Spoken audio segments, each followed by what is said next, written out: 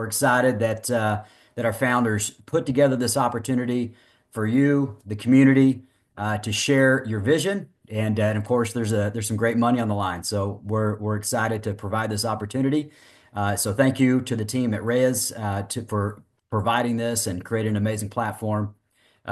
We've got I know we've got some chats already started. So whoever's monitoring the chat, maybe address that or drop a comment if you have any questions on anything.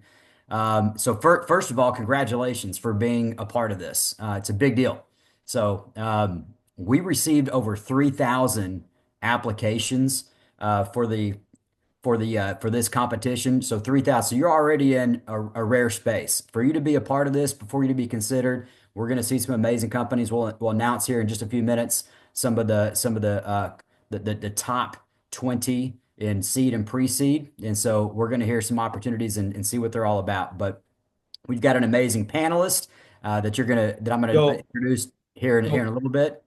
we But got two raised hands. I'm not sure if maybe they can hear us or something. Hey, Sean and Heather, you got questions? We got a bunch of hands coming up. I don't think they can hear us. all right, What let's see. Let me see if I can go to the Q&A. All right, so we got our first question. So chat is about disabled. how to Okay. Let's go ahead and turn the chat on. I think saying the chat is disabled. Okay, hold on a second, Joe. Hang tight. Let's control that you quick. bet. All right, so hang tight. We're gonna update some settings. So bear with us. The team is in the background making some things happen on the settings. So thanks for your patience. Hey, you know what? When this is the first competition, we work through some kinks. It's all good. Enable. So while the team's working on that, we'll let's continue and we'll announce when it's enabled. So one question is we're going to announce the order of when you're up to pitch. So just be on the lookout for that. We're going to get started here in just a little bit on who is up first to pitch, and it will be announced in order. So you'll be able to see what order you're in when we get to that screen here in just a little bit.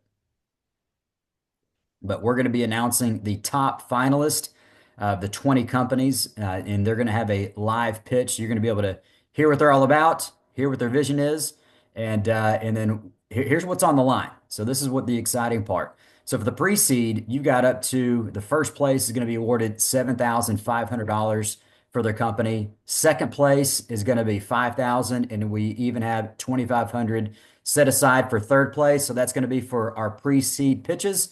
And then we have our seed funding round that's going to be a $15,000 amount that's going to be awarded for our first place, and then 10,000 for second place, $7,500 on the line for our third place in the seed round.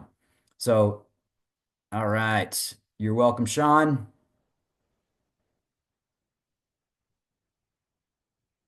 And then our team that is controlling the settings. So we will make you a presenter whenever your time is up. So you'll be announced, you'll be made a presenter.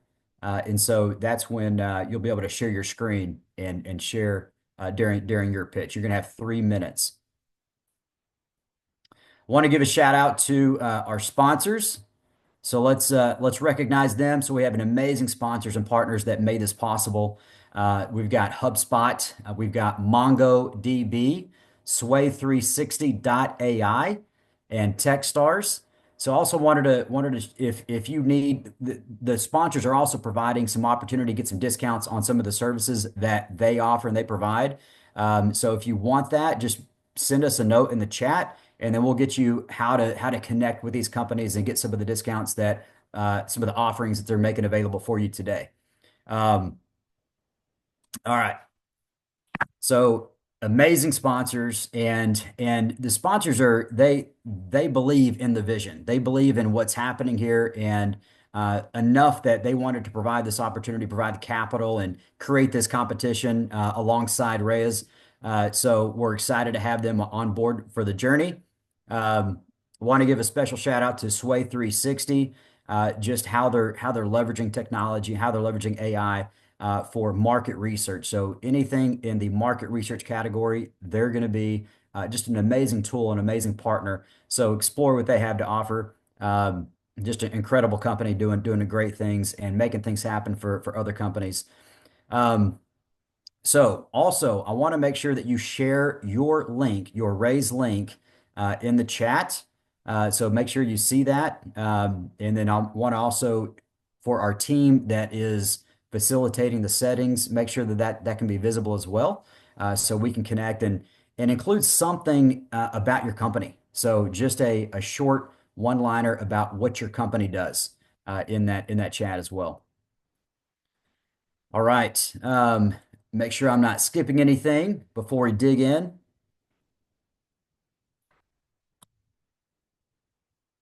All right. So a little bit more on Sway 360 and what they do.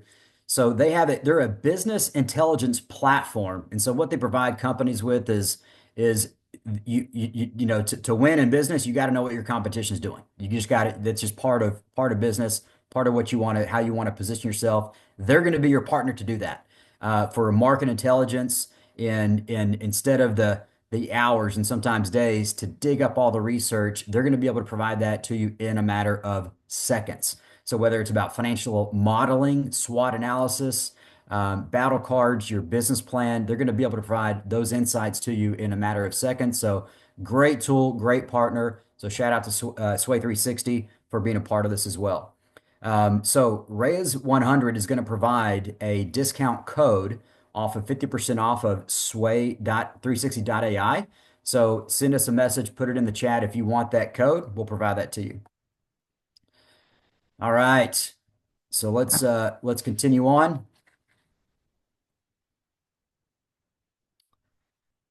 All right, so congratulations, first of all, to our top vote getters. So again, this whole thing, the competition was made possible because of the votes that they went out there in the community, and so they did an amazing job, got a lot of attention, got a lot of votes. So these three companies combined for 2,000 votes. So not only we're gonna get them hear from them directly today and hear their pitch. But they automatically advance to the quarterfinals to the annual pitch competition. So congratulations to these companies. Very well done. You're already making some things happen. If you're getting that many votes, you got a lot of attention, a lot of momentum going. So that's great to see. So congratulations. And all right, so we're coming up. It's about time to hear some pitches. I'm gonna jump into the questions just to see if there's any questions that we have in the chat. Bear with me just a second. A lot of Q&A going on here. All right, so we still got chat disabled. Let me see. Bear with me just a minute. Let's see if we can fix that. I know we've got a team behind the scenes that's working on that, but let me just see if I can figure that out for us real quick. So bear with me here. Hey Joe, worst case scenario, just have them type their link into the Q&A session like some are currently doing. Okay, Yeah. perfect. All right, give me just a second. And for those of you asking questions around, you can't unmute yourself. Once it's your turn to present, if you're selected as one of the companies to present, you will be moved to a panelist view that you could control the presentation and your audio and video. Okay, and if everyone could try the chat now, let's give that a shot. So,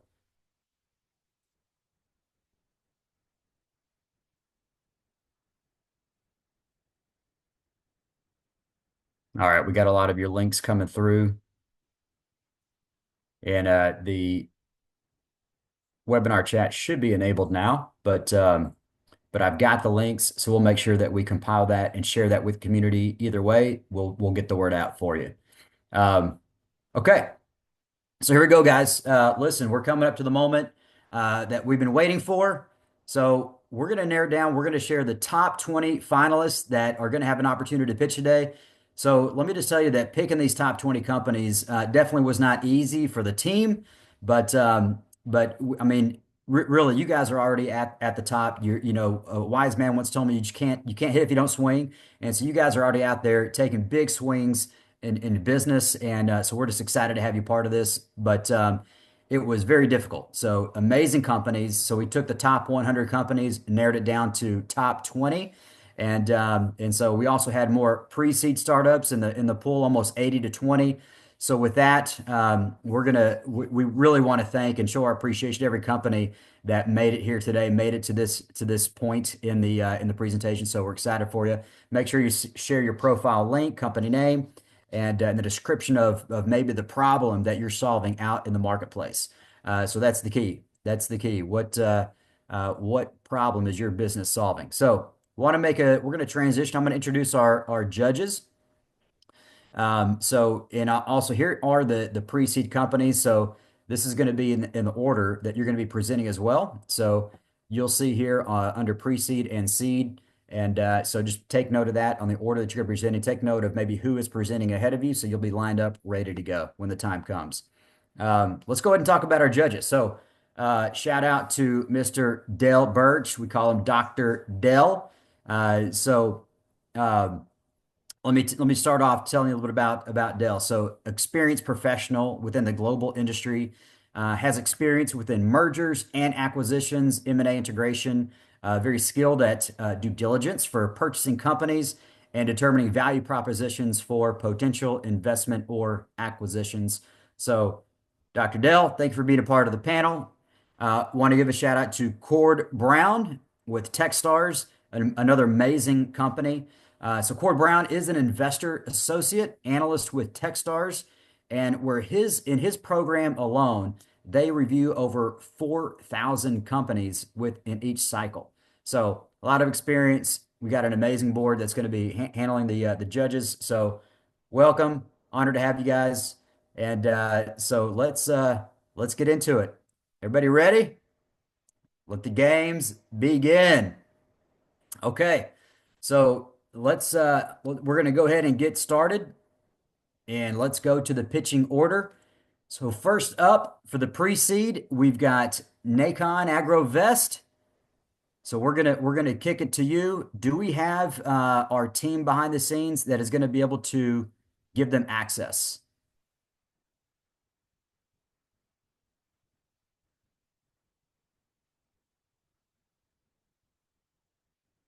Joe, let's have them raise their hand. The company that's up to pitch, the top 20. Did you announce the top 20? So We there they did. are, right? Yep. So we can go through the list, and I can it should be on the screen so everyone can see. So we got under the pre-seed top 10 for the pre-seed. We've got Nacon AgroVest. Second up is going to be Cushy Access, followed by Regexta Global, Claritive, and forgive me if I'm going to miss some of the pronunciations, but Simo AI, Jenny Hiring. We got Vera AI Technologies, KidCare Finder, Shanda, and then Features First Auto. And under the seed, we've got Quality Means Business, Fanhaven, Miles Comfort Foods, uh, MKTG.ai, eSki Watercraft, Metaba, Complicator, Mac Research, Prosperity Technologies, and Cache AI. So amazing companies. Excited to hear what you guys have to pitch today. And so if we've got our first company ready, then let's go ahead. So is it, and can I get confirmation from the support team? Are you going to be giving access to the Yes. company? Okay. If they could raise their hand, Nacon, if they could raise their hand so we know which company is up. So there you go. So we give them, okay, we got two people raising their hand here. Are these both from the same company? Ideally, we want to get one person raise their hand at a time. So maybe these both are okay. So we then have to give them access to co-host. All right. So give us a second, Joe, while we do that. You bet. Joe, how much, I believe they have a time limit to present? There is a 3 minute time limit. So you're going to have 3 minutes to pitch. And so the clock will start whenever you have access and maybe whenever you share the screen, get that clock started. Joe, if you could lower your screen from sharing so Nacon could share their screen. Let's see if we can make them. So the settings, let's see, multiple participants can share simultaneously. So let's see. Hey guys, hello guys. All right, Hello. 1 second while we make you co-host.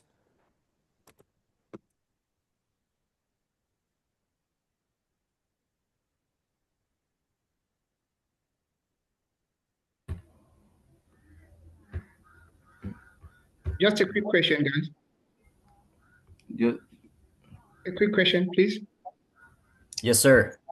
Yeah, you see, I'm from Devtronics. I was invited to pitch, but I'm not seeing our company on the pitching list. Okay. What's your company? Called Devtronics. Devtronics. I'm not seeing it on the pre-seed or on the seed. Okay, let's have Nacon for now, Joe. We want the companies that are pitching, so let's have them handle. Could you send a chat with the concierge team, please? That the company is Nacon up, ready to pitch. yes, sir. Yes, sir. Thank you. Okay. All right. Nick, and see if you can have access to go ahead and share your screen. So in your settings, see if it's you should have access now to share your screen and begin your pitch. Yes, sir. Yeah, yes, I want to confirm if actually it's not a screen. A screen. Well, I've shared it already. I've shared the screen already. Just in case, I'm going to stop my screen share. See if that helps.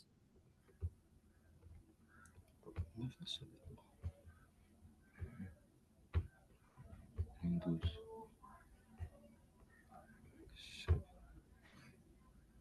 All right.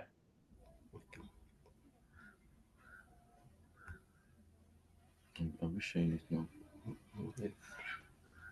All right, Nacon, we're going to kick it to you, and you are on the clock for 3 minutes. We'll let you take it away. Let's go to the picture.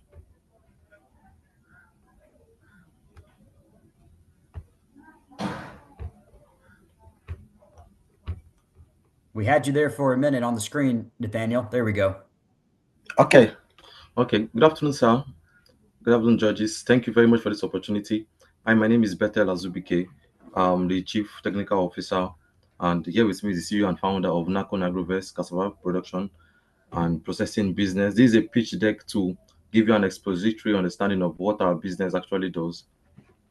First of all, I want to talk about the condition of food in Nigeria. Where we come from, food is a major problem in the country because of due to the alarming inflation that has plagued the nation due to the recent turn of events. Currently, over 31.8 million Nigerians are suffering from acute food insecurity, which causes malnutrition and other issues for women and children, and this makes many Nigerians they cannot afford enough to buy food with low wages. Now, one of the major food we eat in Nigeria here is called cassava. This is a produce of gari, starch, and some other food produce. And cassava is a major major staple crop and a cornerstone in the food security in Nigeria, with a growing demand of cassava derivatives like gari, starch, and flour, both locally and internationally. The market is potentially immense, but we have seen that the cassava as a valuable crop has highly not been untapped. Currently, Nigeria produces a whooping produce of 59 million tons per year, but we still have about 1 million tons demand for just gari alone. And we and as Nako Agrovest have found this as a problem that we need to solve. So gari processors operate at an average profit efficiency of 37%, which is not efficient enough. And I would oblige you to know that 98% of gari processors identified inadequate processing equipment as a severe constraint. And also 92% of Gary processors highlighted unstable Gary prices. So these are the issues that are surrounding Gary, despite the turn of events of the country. So we at Nakon Agrovest have found out some solutions that we can implement through our business in order to litigate these issues. So first of all, we seek to introduce modernized mechanized farming in and processing in the farms in Nigeria, and also enhancement and access of nutritious food also improved agricultural productivity and market accessibility and enlightenment. Nakon Agrovest is a dynamic agricultural enterprise that is committed to transform the agricultural sector through innovative and sustainable production and processes of cassava with a comprehensive approach to agribusiness. The company will specialize in cultivating high quality cassava crop production. As a value-driven company, Nakon Agrovest will be dedicated to delivering exceptional products and services. So our vision statement, actually our goal is to establish a scalable and technology-driven cassava farming process Time. enterprise, which is lacking in the country. In order for us to achieve this, we would need a financial plan of $25,000 for the startup costs, which we'll use to lease the land 30 and seconds. also get more equipment for it. And also we have the operational cost of 14,200 in order to achieve this business. Nakon Agrovest can be the solution to the food crisis in Nigeria, and we're hoping that you as investors will join us together as we Time. proceed on this journey. Thank you. All right. Hey, thank you both. Thank you, Nathaniel. Great pitch. And so we're going to kick it to our judges, and they're going to have an opportunity to ask you a question. Yeah, I have a question. I have one question, and I'll give it to Cord. With the economy and the infrastructure in Nigeria for cassava production, how are you planning on mitigating the risk of that production and providing that value based on the supply chain challenges that exist in Western Africa? Okay, one of the major ways we can do that is through the packaging and branding that we want to include to our business. So apart from just producing the cassava, we're trying to innovate it in a way that we can produce some snacks out of it still, and also find using cutting edge technologies. I've done research on that already to see how to help the business to produce Gary in a more efficient way. I don't know if I've answered your question, sir. No, that's fine. Thank you. Okay. Cord? All right, thank you. Great job on the pitch, giving me some insight into what you all are doing. Could you provide some deeper level of insight into the competitive landscape, the current solutions that are available, and what are your unique differentiators from those solutions? Okay, one of the major issues with farming, especially in cassava produce in Nigeria, is the lack of technical know-how. Most of the people that understand farming, as it were, are more in the educational sector. They're more lecturers and teachers in our institutions.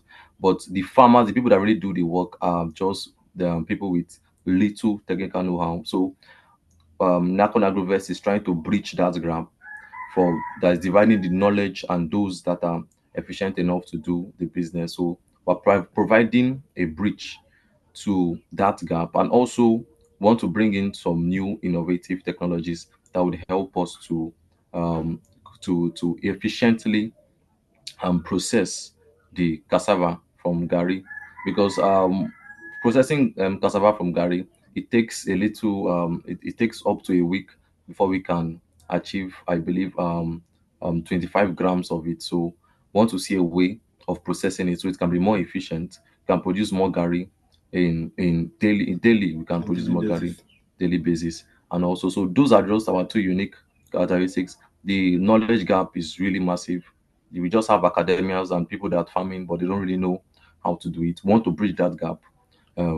We having the understanding, and also bringing other people that will be able to teach these farmers on how to effectively farm cassava in a way that it will help the economic situation. Thank you. Okay, sir.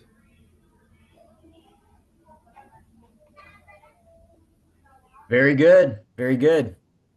All right. Next up, we've got Cushy Access. Cushy Access, are you ready to present?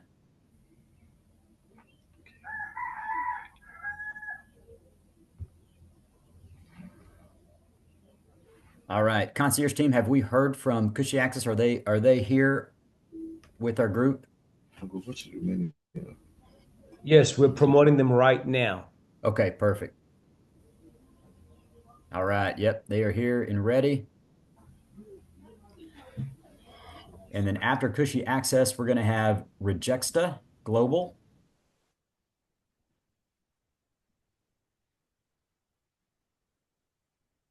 There's Cushy Access. We're going to make him co-host. Perfect.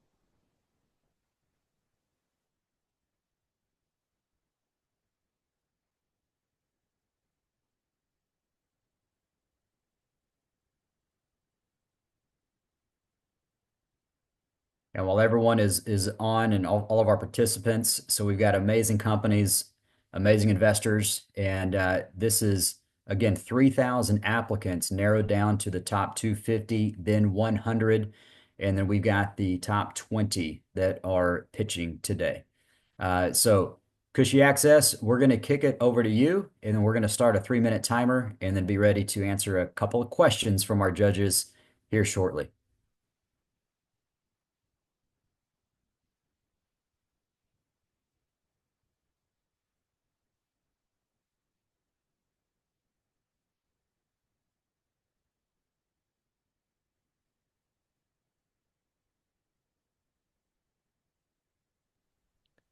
Time.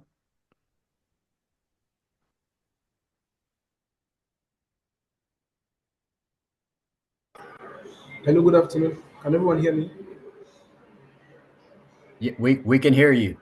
You are live. One, Feel free to go ahead and start your pitch. all right. Thank you so much for this wonderful opportunity. Divine by name, and I'm the co-founder and managing director of Cushy Access. And Cushy Access, very, very briefly, it's a Q-commerce and logistics startup here in Nigeria. We are that gap that bridge the gap between restaurant pharmacies and businesses directly to customers. So we connect restaurants to hungry stomachs, we connect pharmacies to sick persons, we also connect doctors to via our telemedicine platform down to also sick patients, and also through our app people could use it to purchase raw food stuff from the market. This is our mission and vision. So this our four services. So Cushy Access is an all-in-one app. It's like a super app that combines both food delivery, somewhat similar to DoorDash in the sense of food delivery from restaurants, and also groceries delivery too. So raw food stuff like bags of rice, yam, meat, etc. And also our health tech, which we just introduced recently. Through the health tech, you don't have to leave your house to get prescribed medications. From the comfort of your bed, you can be able to order for medications, and it's going to get delivered to you that same day within minutes. And you could also talk to a medical doctor, so, or a therapist online. For example, someone went through a rough breakup. The person could use the Cushy Access app to book an appointment with a therapist online and use our platform to do that. Also, we also introduced our AI powered assistant for questions surrounding health, food, and nutrition.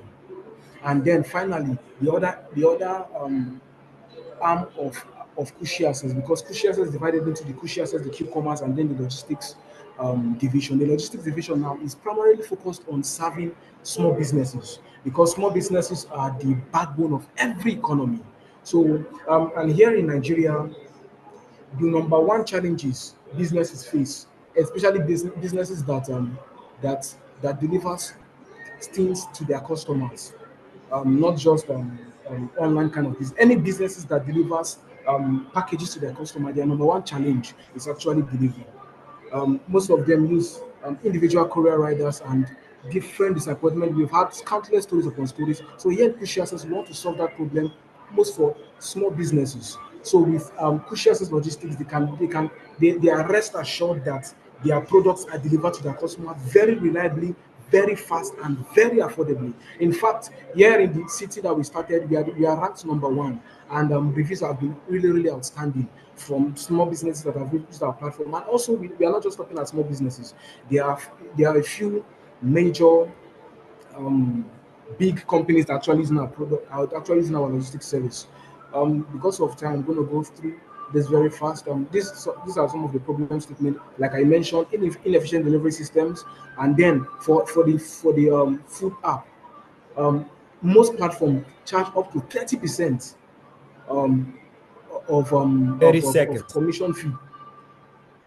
commission fee to their customers, but here in Push Access we are charging 5%, and these are some of our solutions too. All right, to be fast. Africa currently has more than 590 million connected internet users, and they want to address that market. So this is our revenue model for Push Access, the Q-commerce division: 30% of delivery fees, and then Time. the service fees and commissions.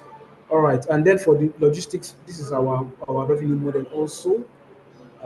We've had this is our attraction for now. We've had 3,000 registered users in 2 cities. We've partnered with 27 vendors, and over 1,000 SMBs are currently using our logistics system, and we've delivered more than 50,000 packages. Um, yeah, so Kushia says we want to scale further to other cities, and to also bring our services to not just Nigeria but also Africa. So, Very good. I believe we are at time. So we're going to kick it to our judges, and the judges are going to have an opportunity to ask a question. So who's our first judge? Dr. Dell, do you want to start us off with the Sure, question? sure. Hey, thanks to the Cushy team. It looks like I need to pay more attention to Nigeria. So the first two folks demonstrating the economic development in Nigeria. So shout out to both presenters. Yeah. So for the Cushy team, one of the things that I would like some clarity on is you mentioned the entire kind of ecosystem from the farm end to the use of the application, but who exactly is your target customer? Is your primary customer, your ideal customer that you're focusing on for this solution? Because you mentioned farmers, you mentioned the stores, and then you mentioned a couple others. Who's the primary? okay, the primary customers, our primary focus, our primary audience is actually um, the working class, but the working class people and students also. So whenever city we are in, we are attached to that the biggest university in that city. For example, if you come to the city of Mina, we are our major branch is focused on the foot Mina, then the working class environment, because everything we are doing is to serve these customers. Any other person, for example, the farmer I mentioned, every other person, they are working to serve these customers. So the Okay. restaurants are working through our app to serve the customers. The doctors are working through our app to serve these customers, and every other person, businesses, Okay. they are also working to service our customers. Yes. Thank you. Court? All right. Thank you all for taking the time to pitch. My question is around the different business verticals you're focusing on. You mentioned food delivery, health tech, grocery. Um, which of those sectors presents the lowest barrier to entry or the least amount of friction? In other words, which one do you plan on targeting first? You articulated some traction, but I want to understand which of those verticals you find the least friction in terms of penetration. All right. The lowest barrier to entry is going to be the food delivery sector, Mhm. because anyone can actually whip up something like that.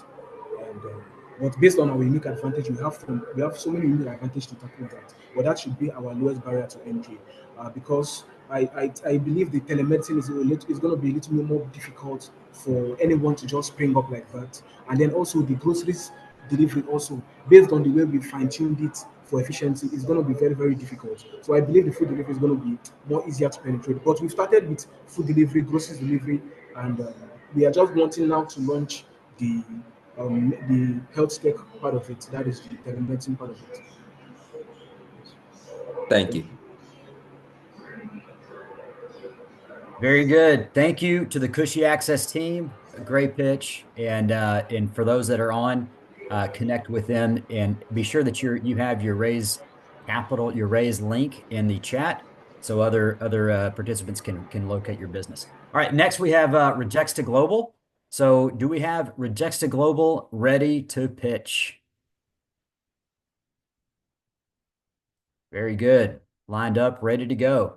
All right, we're going to kick it to you. And as soon as you begin, we'll start the 3-minute timer.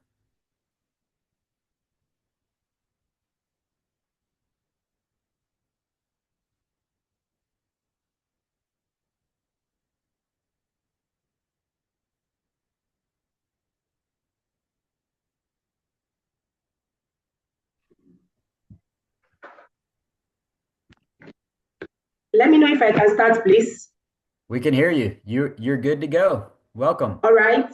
Okay. Thank you. Good afternoon, everyone. My name is Rukayat Bello, and I'm the founder and CEO of Register. Once upon a time, my mom was an unbanked micro business owner who lived in Orile Gomu, a rural community in Lagos, Nigeria. She lost all her stocks, including her life savings, to an inferno. She could not make any insurance claim because her business was not covered. Therefore, she kept moving from one bank to the other to get a loan of $100 to meet the demands of her customers. But guess what? Her loan is always rejected because she had no credit history, no bank account, and no valid ID card. Because of this, her business failed. My mom is not the only one facing this challenge. According to International Finance Corporation in 2023, there are over 600 million micro businesses in Africa, and only 20% have access to bank loan. My team and I have over 30 years combined experience in the banking industry. We do not only understand finance, we understand risk management and innovation. Using our collective expertise, we launched Register in 2021 as an inclusive digital platform that provides quick, easy, and simple access to financial services for the unbanked and micro businesses in remote locations across Africa. We make money through interest on loans, processing fee, business incorporation, and so on. We understand the fact that we have a lot of players in this field, but what makes us different are because we focus on the nano and micro businesses with daily sales of $5 to $300, which is the biggest market in Africa, and they are the most neglected in the society. We are affordable, quick, and easy to access. This is my mom, Mama Ruka. She is the first and one of the best customers of Register, and I'm happy to bring her back to business. We've also been able to replicate the same solutions to over 50,000 active customers on our platform. We've disbursed over $3.5 million, and we've created job employment opportunities to over 100 Nigerian youths. If you are opportune to win this grant, we are going to be using it to scale to other parts of Nigeria that we are currently not on. In conclusion, Nigeria is currently going through multi-dimensional poverty with over 100 million people suffering in Nigeria. Register is not just a business, but a movement. If you invest in Register today, you are investing in future where financial inclusion drives poverty reduction and economic prosperity for generations to come. Let's do this together. Thank you. Wow. Thank you. Thank you for that, Joe. I'm just jumping right in. Yeah, jump right in. Clearly, I need to pay attention to Nigeria. Clearly, okay.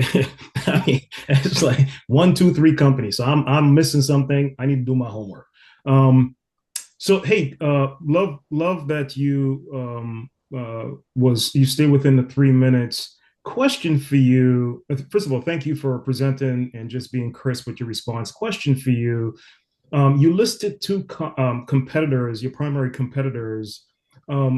How do you see the company Rexta mitigating any sort of competition from other global providers trying to enter the Nigeria market? How do you see yourself standing out or differentiating from any other global companies coming in beyond these 2 that you listed here? All right, thank you so much for your question.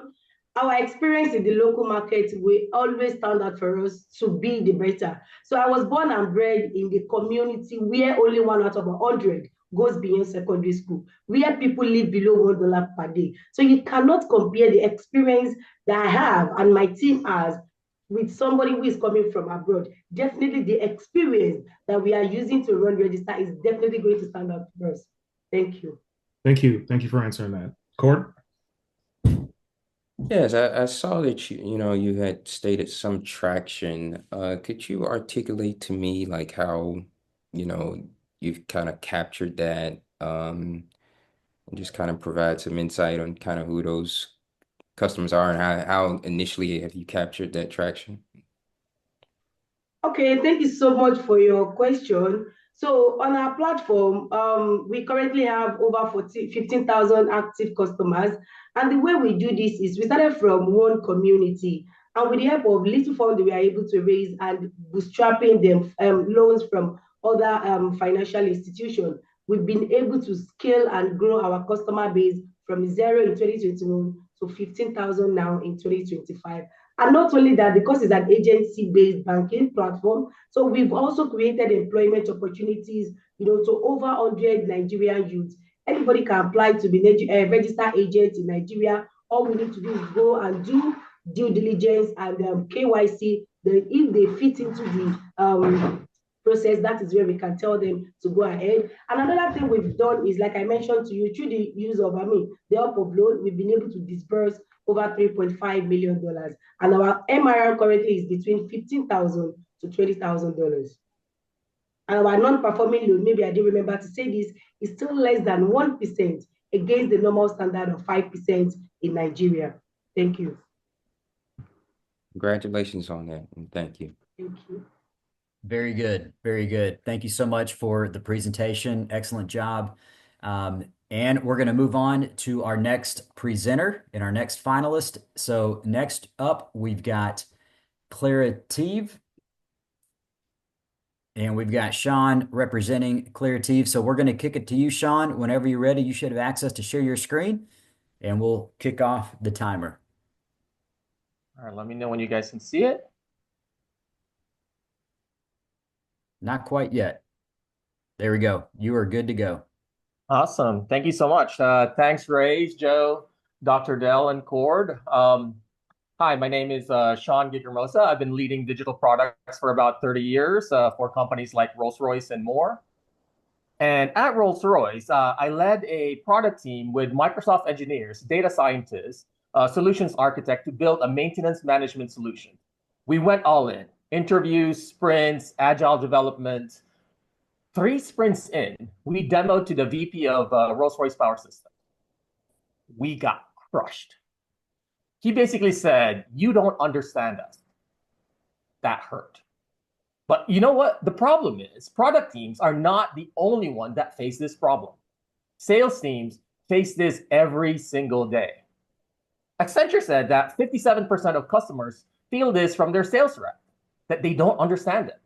This gap stalls deals and bleeds sales. And Clarative is my fix to stop that. That pain screamed a why. And the problem is most tools focus on activity tracking like CRMs or generalized summaries or transcriptions like Fathom, Otter, or Gong, right? Clarative analyzes all conversations, synthesizes and aggregates the insights, catching blockers and signals that these other solutions overlook.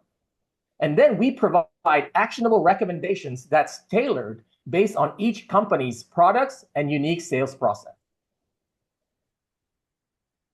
Since January 2024, we've onboarded 34 pilot customers, and we've nailed our fit. And we call that mid-market optimizers. And these are B2B companies with 21 to 99 sales reps, structured teams, and a dire need to understand and scale what works.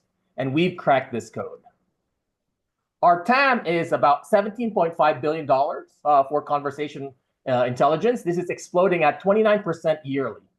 We have a $6.15 billion SAM focused on sales enablement, and our SOM is $113 million focused on those optimizers I mentioned. No one matches our clarity and ease, and we've got the edge to lead this space. Now we need the fuel to charge. We're raising a $500,000 safe, and this is to ignite our go-to-market, scale our sales team, and enhance our product to grab that $113 million mid-market opportunity that I mentioned. So with that, I'd love you all or anybody to join us to own this space and turn conversations into revenue now. Thank you. And again, my name is Sean Gigermosa, and we're here to unlock the full potential of conversations. Very good, Sean. Thank you so much for the presentation and the pitch. And we're going to kick it over to our judges. They're going to be able to ask a question. So we'll just kick it back to you, Dr. Dell, to kick us off with the question. Yeah, absolutely, Sean. Thank you for staying within the time. Thank you for presenting. You're definitely onto something here. I'm familiar with the mid-market space, so you're touching on something. Question for you, specifically to your solution. Because your solution is targeting activity that is currently existing in some form or fashion how does Clarity differentiates itself from the other big providers that may end up bleeding into this space and taking up your competition and convincing the mid-market customers to go away from what they're doing today because they're doing something? Yep, no, you're right. And thank you for that question, Dr. Dale. There's two ways that we can do that. First is our go-to-market, which I'll talk about in a little bit. But the second I want to focus on first is our platform was built for customization and tailoring in hand. So what that means, and we have a knowledge base that we can configure based on each company's unique products, services, and sales processes. Because we know for a fact that each company is unique, right? There is no generalized way. And we're the only solution that can make that happen. And the other way that we can kind of like attract them is like our specific go-to-market. What we're going to do is actually attract exhibitors at conference and trade shows. There is currently no solution that has the ability to capture, analyze, and convert those foot traffic. And with that, we can then, the hope is we can then convert them to our SaaS solution. Thanks, Sean. And that exhibitor package will also be a paid solution. Thanks for that, Sean. Thanks for that clarity. Court? Yeah, that's something that I found particularly intriguing too about the technology, the custom component of it. I've used the Fireflies platform, and it certainly has been helpful to me. So it looks like the key differentiation that you all have is the custom AI component. So my question, kind of separately, in terms of your team, you spoke about your background at Rolls-Royce. Could you speak a little bit about your head of technology and his background? Yeah, sure. For my head technology, Nakeeb, he is like really well versed in AI and building full stack solutions. And so he's been developing for about 15, 20 years as well. And then from an AI perspective, we do have one of our advisors, used to be the one of the lead data scientists at Rolls-Royce, so that I'm really good friends with, and that he's been kind of like advising us in making sure that our core solution really is, future proof and looking forward. Thank you. Thank you. Excellent. Very good. Thank you so much, Sean, for the presentation. Excellent work. All right. We're going to move on to our next company. We've got Simo.ai, who's lined up and ready to go. So if you're queued up, go ahead and take it away. Awesome. Can you hear me okay? We got you. Okay, great. Thank you so much. Hi, everyone. I'm Heather Lauber, founder of Simo.ai, instantly smarter marketing for faster sales and fundraising. I've helped founders raise over $200 million in venture capital. What have I learned? Startup marketing is a flippin' nightmare. Everyone needs marketing to attract customers, partners, and investors. Yet it's a big maze of specialists, gig designers, DIY, and everything in between. MarTech is simply overdue for an overhaul. And that's why we built Simo. We partnered with Crunchbase to automate market research, creating smarter marketing for earlier stage companies, building a better on-ramp to sales and fundraising success in just 3 simple steps. Step 1, generate a brand based on your identity and market insights about your customers and competitors. Your new brand is complete, including color scheme, fonts, and wordmark logo. But by the way, we're also developing the world's first legally protectable AI logo generator. Watch your new brand come to life in step 2, when we generate custom marketing assets in Google Workspace. But what good are tools if you don't know how to use them? Which leads to step 3. Meet Simo Chat, which helps founders craft stronger marketing strategies and better narratives, all to fuel faster growth, so that every founder can make the absolute most out of every marketing asset from Simo, getting from founded to funded faster. And yes, this deck and its script was made with Simo. But we won't stop here. Imagine one-click custom UI UX prototypes in Figma, branded websites, or instant customization of Canva's giant asset library.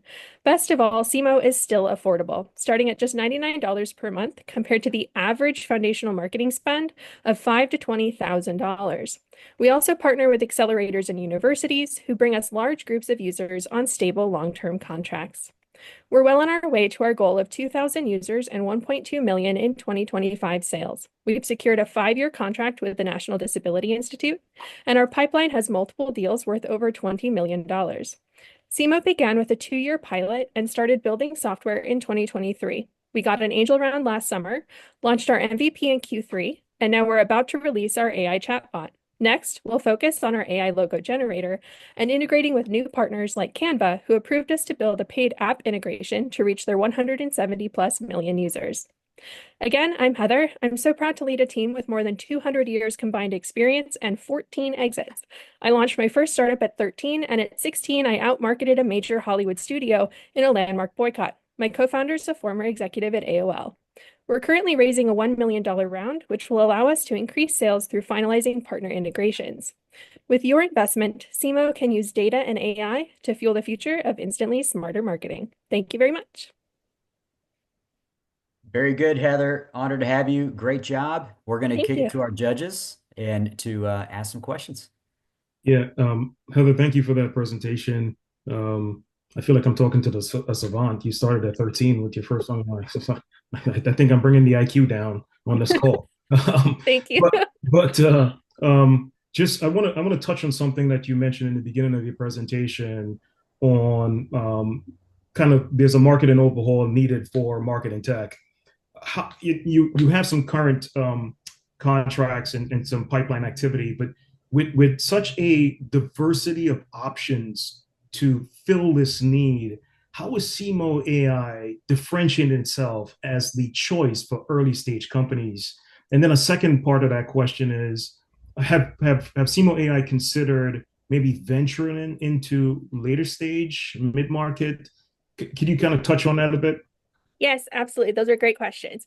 Our first big differentiator is that we're building marketing not on aesthetics, guesswork, or founder preference, but on actual market insights. We're the first company in history to actually automate the brand market research that targets a brand to your exact industry, making sure you fit in with your market and yet stand out for the right reasons. So that's a huge differentiator. The second is that we're the connective tissue that brings the segmented, siloed marketing industry together. Typically, a founder has to go to like a logo generator to create the first part of their brand, but that's not a full brand. Then they've got to go to a color scheme generator over there or hire an expert. And then they've got to piece that together into a pitch deck. And it's all of the pieces in between that leads to franken brands and confusing pitch decks. So we're the connective tissue that not only brings in the data and the creativity, but then applies it for you so that you can focus on what you do best as a founder. And as far as extending beyond startups, yes, that is our roadmap.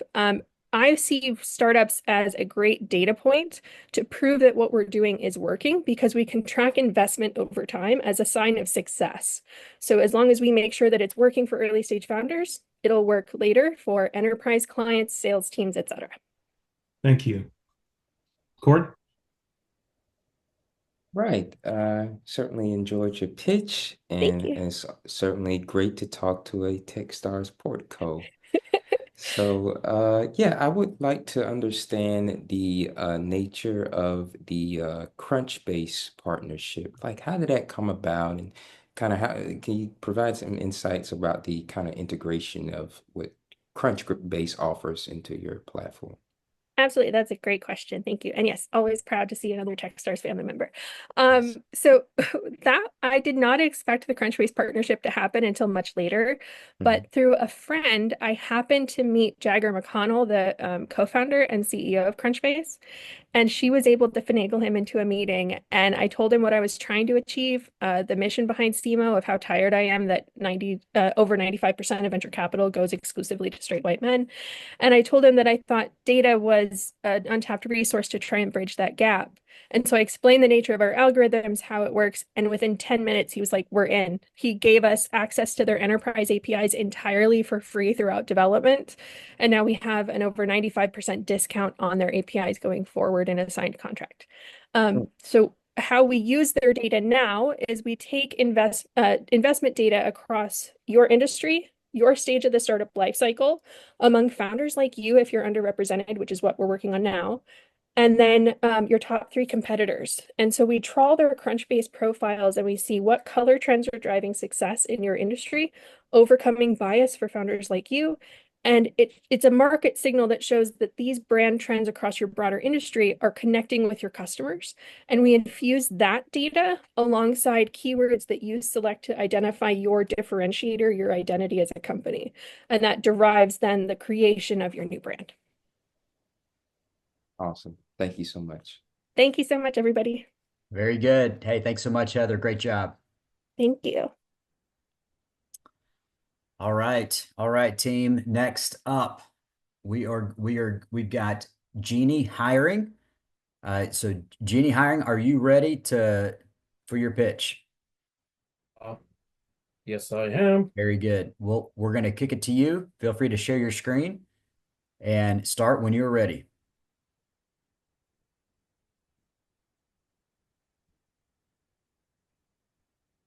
Cool. So small to medium-sized organizations and recruitment firms is our target market. And these organizations face huge challenge with identifying and managing talent throughout the recruitment life cycle. For these companies, they need to hire right for the first time and do it quickly if they want to thrive or survive. With Ginny Hiring, that's the solution that we guys are presenting. We are presenting a comprehensive, easy to use, centralized SaaS and AI technology-driven platform for recruitment firms to manage their end-to-end recruitment lifecycle from leads to invoices, and for talent acquisition teams to manage their entire recruitment lifecycle from jobs to placements. The problem is huge. Applicant tracking market is expected to hit a market size of roughly $3.2 billion by 2026. And despite of being such a large market, is still expected to grow at a CAGR of roughly 7%. The penetration of applicant tracking system is roughly only 20% in the SMB market. Thus, there's a huge 80% billion-dollar SAM that still needs to be captured and catered to. This huge market obviously creates a lot of opportunity where a lot of companies have raised multi-million dollars investment in this particular space. And these companies are registering high year-on-year growth because of the gap demand and growth potential in the market. With Ginny Hiring, we are a near ready-to-market product with identified target market, aligned products, and go-to-market strategy. And we guys have got a very clear vision and roadmap with unique features, workflows, and value proposition that will enable us to differentiate from competitors. With Ginny Hiring, we guys are looking for growth from day one. With respect to our business model, we guys have identified 10 revenue streams within our business model. The unique value proposition, some of the unique value propositions will enable us to generate higher MRR than just the per user per month subscription that a lot of competitors will rely on. For example, our platform, our clients will be able to launch Genie AI employee from within the platform with a single click. We guys are at this moment onboarding our first customer on a 2-year plan. So with respect to traction, we guys have been recognized by a number of incubators and angel networks as among the top companies for investment. And this is very exciting because recruitment tech, AI, and SaaS is such an exciting space that a lot of investment and VC activity goes around this place. And some companies have raised multi-million dollars as recently as last year. We are a team that's hungry for making something big, and we are looking for partners who would like to help us to get to that Series A. Thank you so much. And if you have any questions, I would be happy to answer. Very good. Very good. Thank you so much for the pitch. We're going to kick it to our judges for questions. Go ahead, Dr. Dill. Yeah, Manoj, thank you for presenting that. You're definitely hitting on a space that is sorely needed. By the way, for everybody who pitched so far, and I see an opportunity also for Manoj, you guys should, I mean, Joe mentioned it in the beginning, you should definitely leverage Sway360.ai for competitive analysis. And the reason I say that in particular, Manoj, with the solution you're providing, there's all these, the big providers like Taleo, ADP, et cetera, right? How does Genie Hiring differentiate itself from that? First part of the question. Second part of the question is, On average, the applicant tracking process and the pipeline process is about 120 days. Where in that does Genie Hiring reduce the churn for a company? So, answering the first question first, we guys have built a product that's built on performance. So it's a high performing product, and we guys have built in, or we guys have identified unique value propositions of workflow, such as able to quickly identify candidates and putting them into a funnel that will automatically be put into a sequence of emails, SMSs, and calling. Our vision is that SMBs should be able to launch an AI, Genie AI employee within 30 minutes with a single click, and they should be able to hire a candidate in a cost-effective manner within the 30 days period. And that's going to be our differentiator with respect to what we guys are focusing on. The second part of the question, sorry, can you repeat that again, Dr. Dell?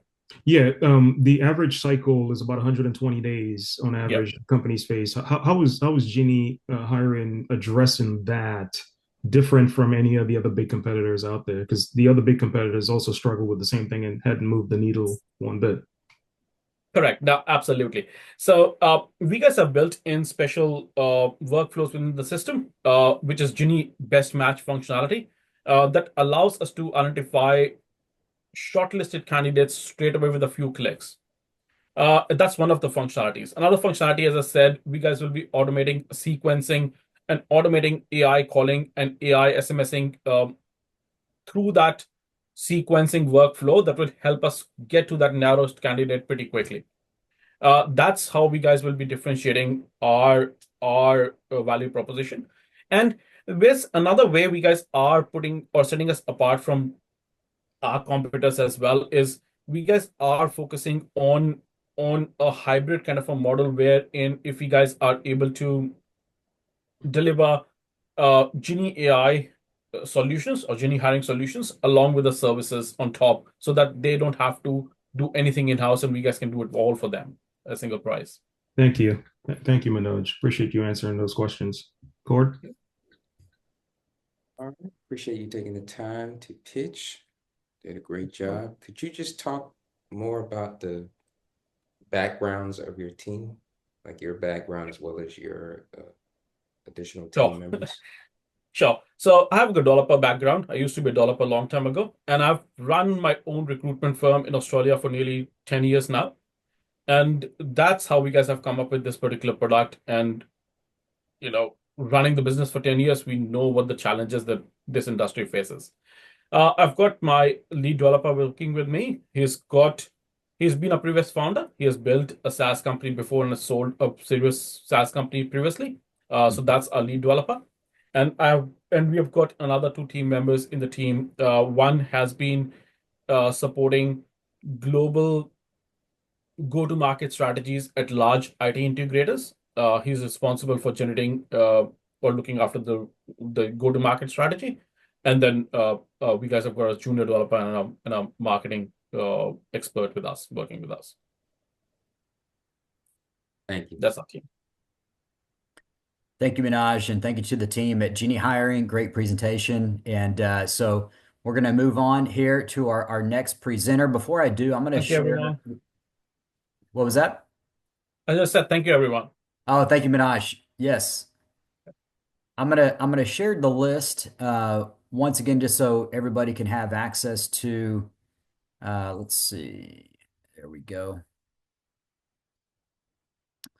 So there were a couple of questions. I know a couple of you wanted to see the list, the pitching order, and our finalist. So if you want to grab a screenshot or take note, here you go. We'll leave this up just for a few seconds before we move on to our next presenter.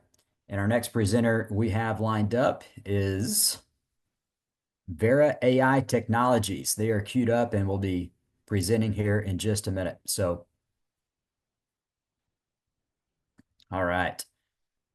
So I'm going to stop my screen share. I'm going to turn it over to you, Vera AI, and whenever you're ready, you are good to go. Welcome. Thank you for having me. Can we all see my screen? We got you. All right, great. Well, hi, I'm Andrew Datillo, CEO of Vera AI Technologies. We help remodelers close faster and grow profits with AI that replaces CAD bottlenecks. Remodeling is a massive industry, still stuck selling using tape measures, CAD, and weeks of back and forth. 76% of remodelers say CAD tools are too complex. Only 15% of non-referral leads close, and 57% of clients request changes mid-project because they couldn't visualize the outcome. Professionals lose deals because clients can't see what they're buying. Our team has lived this problem from all sides. I've led enterprise sales teams closing multi-million-dollar deals. Jeff has over 20 years of remodeling sales and design expertise, and Quinn is an AI VR veteran with multiple successful exits. Vera AI is purpose-built for remodelers. Snap a photo, and we deliver real-time measurements and instant pricing. No CAD required. Our designs are structurally accurate, sourceable, and code compliant. It's not just AI-generated images, it's AI-driven architecture. And because everything updates in real time, remodelers can adjust designs live with the client, turning weeks of renovations into same-day approvals. Other tools fall short.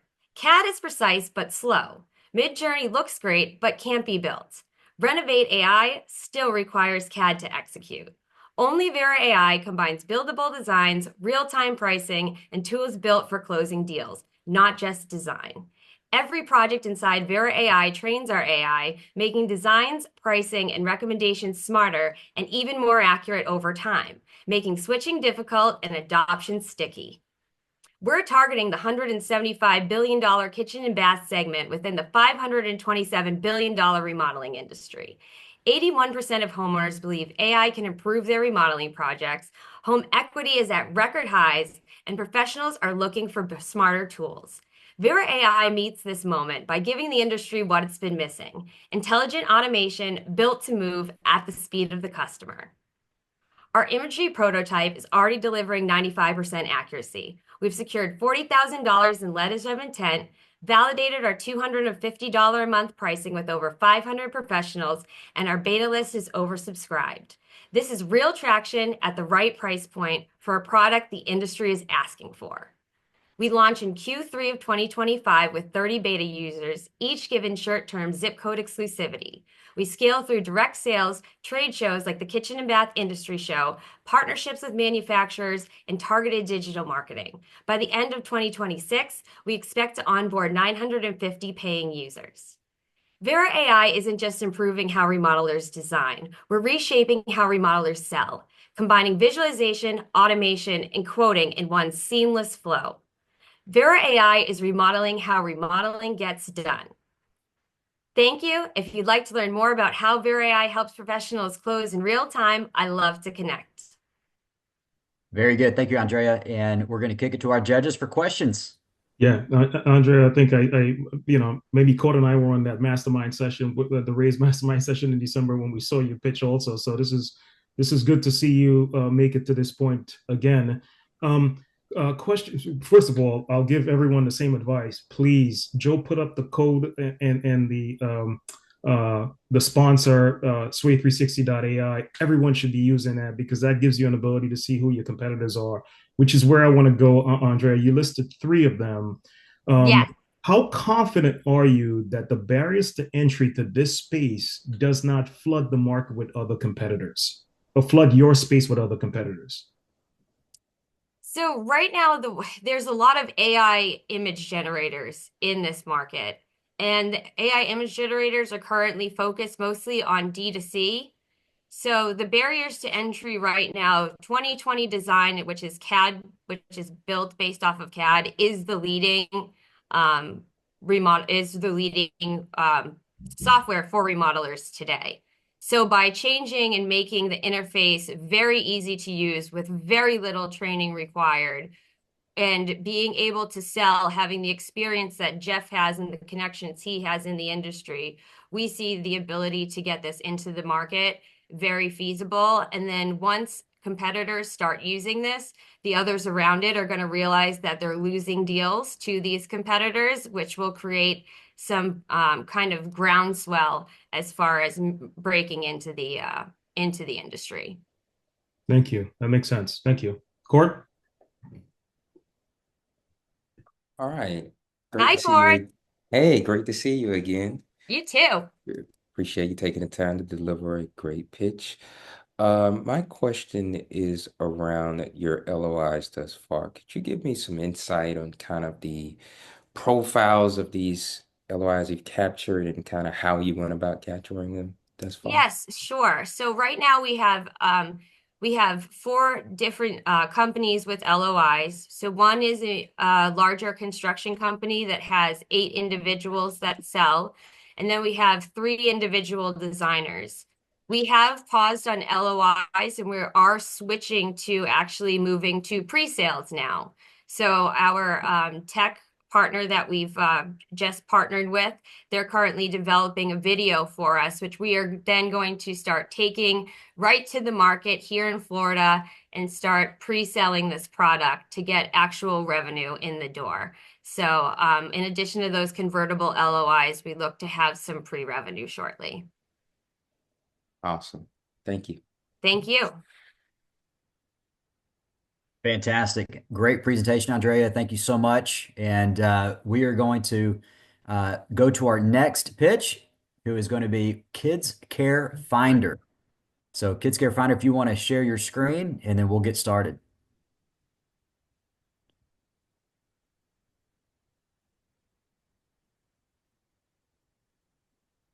Right, everyone can see okay? We got it. Right, hello, my name is Olivia Ruttman, and I am the founder and CEO of Kids Care Finder. What is the one thing that every single industry has in common? People. Now, by the end of this year, 75% of working people are expected to be millennials. Over the next few years, the percentage of millennials expected to be parents will hit 80%, and 70% of millennial households have 2 working parents. The problem is we are in the midst of a horrific childcare crisis that has never been worse. We are already forcing nearly 2 million parents to leave their jobs every year due to childcare struggles. If this continues, every single industry is at risk of losing even more critical members of their workforce. Why is this crisis so bad? There are 3 reasons: cost, supply, and access. Over the past 3 decades, childcare costs have risen at double the rate of general inflation. Families are now spending 27% of their income on childcare. With the 35% they already spend on housing, that means that childcare and housing are taking up 62% of their household income. Supply has also not kept up with demand with the record number of moms in the workforce. Then there's the COVID supply deficit, where over 100,000 childcare centers closed, but only about 60% have reopened, leaving us with a catastrophic childcare shortage. When it comes to access, most parents report that actively searching for childcare is like having another full-time job and takes 3 to 6 months of searching. The process is completely broken and unsustainable. There are existing childcare websites out there, but none of them are addressing these root cause issues of the childcare crisis. They do not make childcare more affordable. They do not help grow supply, and they do not improve access to the right care. Until now, introducing Kids Care Finder, a game-changing childcare platform that serves as a one-stop shop for all child-related services and is the only platform that helps reduce the cost of childcare, grow supply, and matches the right families with the right providers. We are not just another marketplace. We are so much more. A look at the competitive landscape and you will see how the existing solutions are falling very short. They're doing nothing to address these root cause issues or streamline and match the right families to the right providers. We have a massive $65 billion market, an MVP launched with pilot users and early revenue, and an A+ team that built this solution based on our own struggles with this massive problem. We're also VC backed and have 350,000 out of our pre-seed round closed. So to sum things up, yes, the childcare climate is currently a disaster, but the good news is that we can do so much better. We cannot and should not wait another minute to take action. Let's go disrupt the care industry. Thank you. Very good, Olivia. Thanks so much. Great pitch. We're going to kick it to our judges.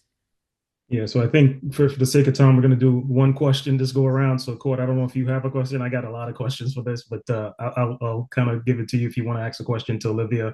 If not, I got one teed up. Okay, well, I had a question. Great pitch, by the way. Appreciate you taking the time. I did see in your business model, background checks was a component of how you're going to generate revenue. Could you expound upon that a little bit more?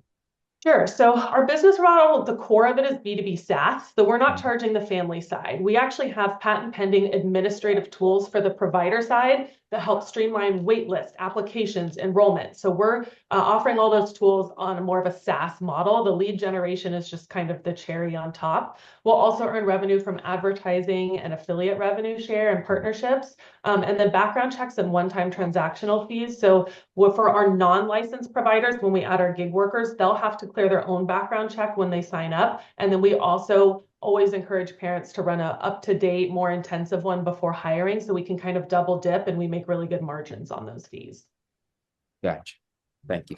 Great job, Olivia. Check out Sway360.ai because there's the big boys, like, as you know, in KinderCare and Creme de la Creme, which I'm very familiar with, that is in that space. So might want to check them out to see how your company compares towards what they're providing. Sure. So like the KinderCares would actually be a customer of ours, right? So they would actually list their centers on our platform, use our waitlist tools, our enrollment tools, so we would not be competitive. All right, that's even better. Awesome. Yeah. Thank you. Excellent. Great Excellent pitch. Yeah. Thanks so much, Olivia. And we've got our next company lined up, ready to go. Shonda, if you are available, Shonda. All right, you are geared up, ready to go. So feel free to share your screen and we'll kick it off. Perfect. Thanks so much, everybody. Can you all hear me? Yes, sir. Okay, I'm gonna go from the top. What if stories could change lives? Hi, everyone. My name is Dumi, and I'm the co-founder of Shanda. And at Shanda, we turn stories and ideas into professional podcasts in just minutes. But before I explain how, I want to share why. So I'm originally from Zimbabwe, and after moving around, I craved local stories to stay connected to home. But most of what I found online was negative. So I started my own podcast called Zimbabwean Voices, highlighting change makers in my community. We grew to 200 monthly listeners, produced 35 episodes, and raised $500 for one of our episodes where we sent 10 girls to school. That experience showed me the power of storytelling through podcasts, but it also taught me how difficult podcasts actually were to make. And most podcasts actually don't get past episode 4. Why? Because editing tools are technical, fragmented, and slow. Outsourcing is expensive and it takes days. And this was a big problem for me and for other people with stories to share. So I wanted to fix that. When I got to Georgetown for grad school, I teamed up with my good friend Paul, who had spent 5 years as a software engineer at the AI startup. I brought my experience as a 2-time founder building startups from the ground up, plus a deep connection to the podcasting community. And together, we built Shanda, an all-in-one platform that lets users go from a raw recording to a published podcast in just 10 minutes rather than 5 hours, and lets them focus time on what they actually want to do, which is to tell more stories. Since launch, we've onboarded about 400 users. We have about 120 podcasts produced. We've spent $0 on marketing, and we've just generated around $2,000 in annual recurring revenue to date. Our users fall into 3 broad groups: storytellers who want to amplify unheard voices, thought leaders who want to share expertise effectively, and business networkers who want to build influence through trust. Shanda meets them where they are because it's simple, fast, and intuitive. We run a freemium business model with a free plan, a $19 per month pro plan, and a $99 unlimited plan. And our market is big, with over $1 billion being spent at the minute by independent podcasters.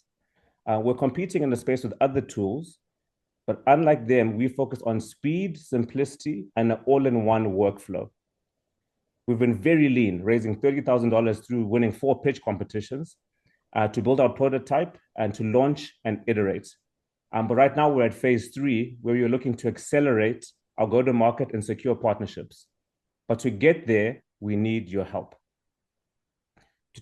Our vision is to empower storytellers and knowledge creators with intuitive tools to tell stories and share knowledge, because we believe that stories don't just entertain, they educate, connect, and in the right moment, they can change lives.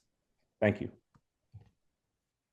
Great pitch. Very, very good. We'll kick it to our judges. I'm sure they got a great question ready for you. Saibuna Dume, Awe Shanda. Yes, I'll be in Bulawayo in about 3 weeks. Yeah, man, I'll be in Bulawayo in 3 weeks. So, hey, appreciate you Appreciate you present. I'm not from Zimbabwe. I'm just going to be there in 3 weeks, but appreciate you presenting. Question: you listed three segments, right? You listed the storytellers, the thought leaders, and the business network people. Yeah. Which one is the target for you for Shonda? And then is the focus just a global marketplace, or are you specifically targeting one region of the world as your primary focus area? Yeah, great question. So our primary focus that's been the strongest to adapt has been what we call the thought leader, because they have this innate desire to always publish their thoughts. So often you see people writing things on newsletter. They often have blogs, and they supplement their blogs or newsletters with podcasts. So thought leaders are high publishing people, and that's kind of who we're targeting. But we're seeing similar behaviors with these other three groups, which is to tell stories and, whether it's to tell a story or to generate leads for your business. But our primary focus is mainly the thought leader, I would say, has been the highest volume customer, let's say.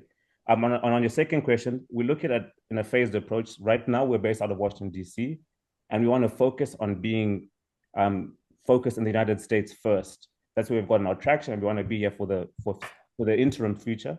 But in the medium term, we can then go international thereafter. But first secure the US and then go to international markets after that. Thank you. Thank you, Dumi. Appreciate it, man. Thanks. Yeah. Excellent pitch, Dumi. Thanks so much for sharing about your vision and your company.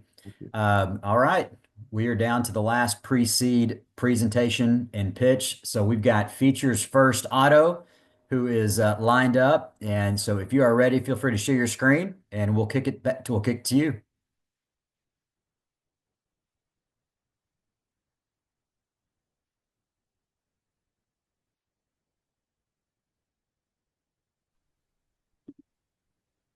Okay, let me get this up for you. There we go.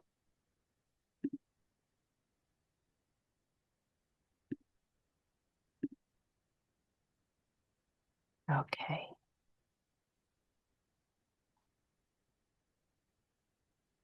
Six million motor vehicle crashes happen in the US every year. The good news is we can reduce that number by 33%. Crash avoidance systems hold this transformative power, but only if drivers know how and when to use them. Here's the bad news. The supply chain lacks both the time and, frankly, the interest to properly train consumers.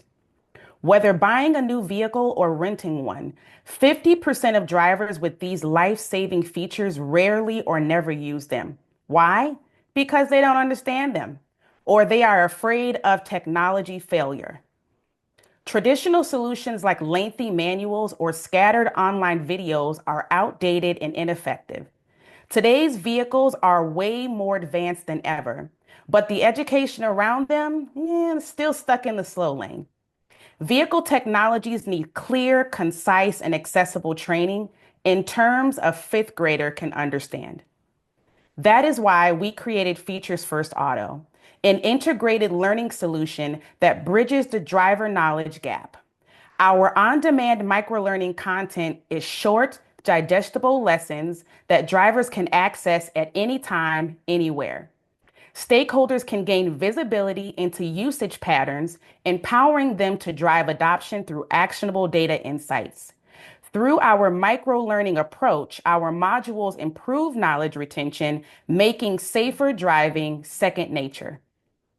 We target key stakeholders with a vested interest in driver safety: corporate fleets, insurers, automakers, dealers, and government agencies.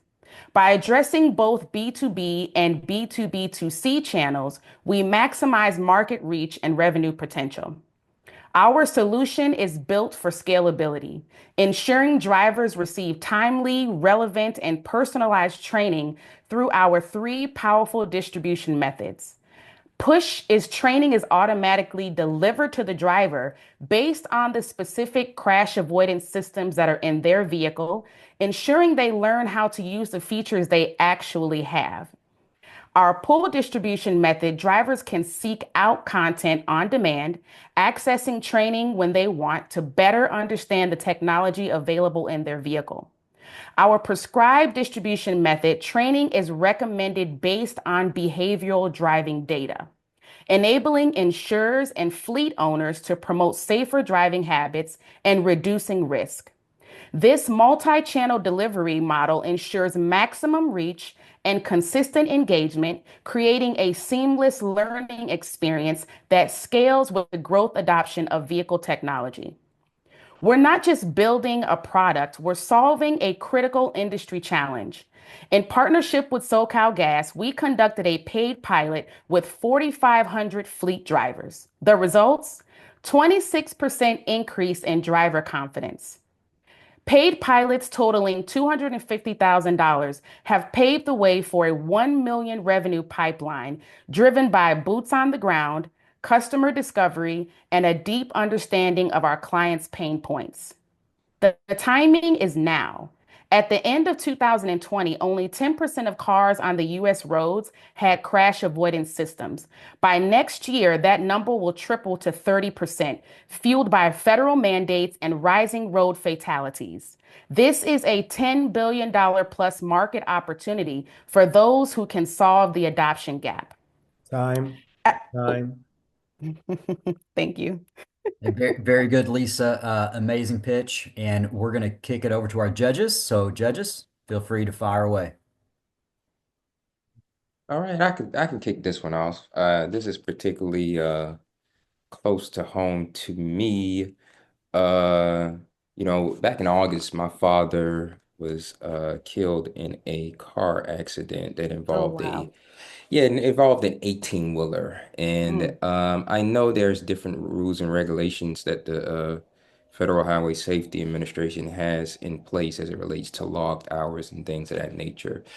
Could you talk to me about the current solutions from a micro-learning standpoint that, commercial fleets companies have? And, if so, what is your unique differentiators in comparison to those? Yeah, so right now you would typically see training being delivered by an internal party. So they would have a trainer that would bring those drivers out and train them on that particular truck. But what we see happening right now is that these corporate fleet owners are now investing in retrofitted vehicle technologies. So like backup cameras, proximity sensors, and a lot of times with the technology, there is not a training component that comes directly from the OEM. And so the customer then, that would be that corporation, is responsible for training those drivers the best way that they can on the technology with really not understanding how that technology works. It's just based on kind of like reading the manual. And so where we come in is that we actually act as a middleman for that corporation. We speak with the OEM. And so we take that manual and then we drill it down to the most important things that they need to know, which is that micro-learning approach. But we can now deliver that instead of a typical 1-day training, 2-day training session that's probably 3 hours long, and then a week later they've completely forgotten everything that they've learned. We drip that information over a period of time that supports behavior change, but then at the same time, we're collecting analytics based on the learning where we can actually identify high-risk drivers and then give that data back to those corporations and then hopefully mitigate something like what happened to your father. Thank you. Thank you. Great job, Lisa. Great pitch. Thank you so much, Lisa. Solve an important problem. Okay, now that was our last presenter for the pre-seed. We're going to transition, and we are now to our top 10 in the seed stage. So we're going to kick it off with our first, quality means business. And so you feel free to share your screen, and we're going to kick it to you.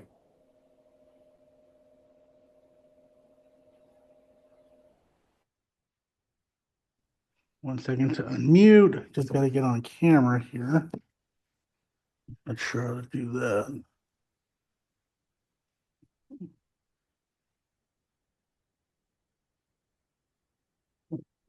There we are. Perfect. Okay, excellent. Could everyone see my screen? Yes, sir. Outstanding. Thank you. My name is Michael Moravia. I am the CEO of Quality Means Business, and I'm here to present a disruptive technology, Qualiverse. Qualiverse is an AI native software that solves medtech's biggest nightmare, US FDA denial. We're on a mission to democratize and accelerate approvals of medical innovation that makes the human experience better. I'm backed by a world-class team with over a century of experience in medtech, in AI, and in SaaS. I've worked for the world's best companies, from Novartis to Amgen, and our team collectively have well over 100 successful submissions to the FDA, Health Canada, Europe, and the likes. We're solving a hair-on-fire problem here. Over 67% of new submissions to the US FDA either get denied or there's deficiencies. It takes over 3 to 7 years to get a new device through the FDA, and it costs $24 million, leaving startups and mid-market companies as a dream deferred once a denial is received. We have a big market of over $122 billion, but we're focusing in a niche within a niche, drug device combination products, because this is the area experiencing the most pain, and this is also the area with the highest growth. What is the value of our software? The manual way, it takes 4 years, 67% rejection, and 24 million. Imagine with Qualiverse saving a year, denial being less than 10%, and saving $8 million. Our software automates the manual research, accelerates the generation of over 10,000 pages of what the US FDA is going to review, and finally, we have a patented algorithm that de-risks the whole process. We have paid pilots, revenue over $1 million, from large enterprise like AbbVie to startups. We're trailblazing a new path. Our competitors do not stand to us. We have a proprietary database. Our AI is contextualized and fine-tuned. We orchestrate real-world data and have a clear advantage. Our business model also creates utter disruption. We are priced per product that is being introduced and in a multi-tiered SaaS model. We're backed by Bain Capital, and we're raising $2 million to close the seed round. Your participation is welcome. Very good, Michael. Thank you so much for the pitch, and we're going to let our judges fire away with a question. Hey, Michael, great job, man. Great pitch. Thank you for sharing that. One of the things you mentioned is that so your company is solving a burning platform problem. If it's a burning platform problem, what stops the competition from disrupting your disruption and not making your company have as much traction? I get that all the time, all the time. So they have attempted to do it before. The biggest thing is legacy software is not AI first. It's our biggest competitors like Viva or IQVIA. They've already built it 10, 20 years ago. They'd have to rip it apart and adopt an AI infrastructure. And they also need a cross-functional team of regulatory experts, engineers that I've purposely built. So all of that and bureaucracy is going to create a bit of a barrier for them. Okay, thank you. To that last point. Go ahead, Cord. Yes, to that last point, I was curious about from a public policy standpoint, there's been a lot of changes as it relates to the Department of Health and Human Services. Mhm. How are you thinking about that as it relates to, the restructuring of certain agencies in the government, and certainly FDA being one of them? So I love that question, and I knew it was coming. So thanks for asking that. Yes, sir. With that being said, one, to get straight to it, POTUS doesn't have the president of the United States doesn't have the authority to get rid of the US FDA. It requires the Senate and a 67% majority to all that. So not really likely. And number two, the president of the United States actually just brought in a new commissioner for the FDA, signaling that it's all about streamlining and being faster, smarter, better. And that's what our product does, positioning us to win. Got you. Thank you. Excellent, Michael. Thanks so much for the pitch. Great job. And next up, we've got Fan Haven. So Fan Haven, feel free to share your screen, and we're excited to hear from you guys. Amazing. How you guys doing? Awesome. Morning. Good morning. Thank you for having us. We actually met at a Techstars weekend, so we're super happy to have Techstars here. Anyways, we'll get going. Hi, my name is Caden Bishop. And I'm Cole Marston. And we're the co-founders of Fan Haven. In 2023, the top 1% of music fans led to 50 to 80% of an artist's revenue. Yet these fans were untrackable due to major data segmentation. You see, as a top fan yourself, you might use platforms like Instagram, Spotify, Ticketmaster. However, these large platforms don't communicate, leaving artists, managers, labels in the dark about key decisions. And these aren't the only shareholders that are struggling. Digital service providers, merchandise production, and event producers all lack the tools to properly segment these top fans, leading to what we believe is one of the last multi-billion-dollar markets yet to be disrupted by data. This is why we created Fan Haven. We're the first effective CRM to combine non-resellable event ticketing, merchandise tracking, and sponsor activation tracking all into one ecosystem. And this is one of the ways in which we do it. This is our all access fan pass, or our unique identifier. It combines event ticketing, activation tracking, purchase history, and unlockable gamified rewards to truly track a fan across every touch point of a live interaction. All of this data then goes into one central dashboard where numerous different decisions can be made by key shareholders. For example, merchandising. Imagine you go to, let's say, a Taylor Swift concert and purchase a large size hoodie. Well, since it's all in one ecosystem, the next time you purchase a ticket to any event, that event producer is going to know you're a large size hoodie and can better tailor their supply chain.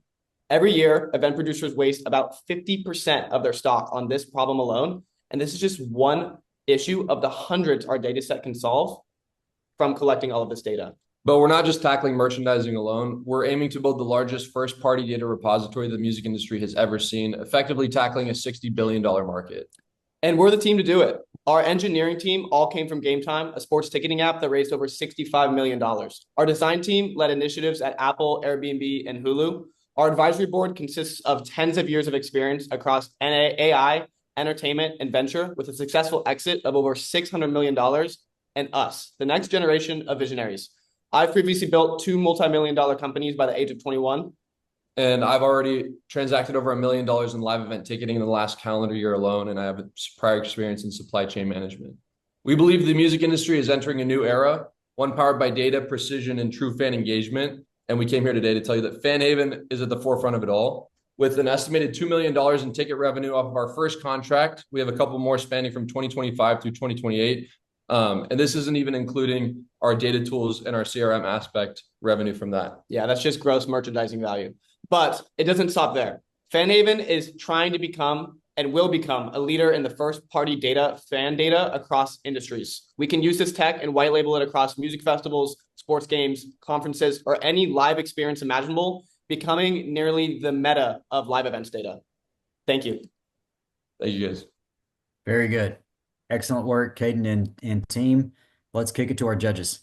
Yeah, great work, guys. You guys make me feel refreshed just listening to y'all. Quick question for you.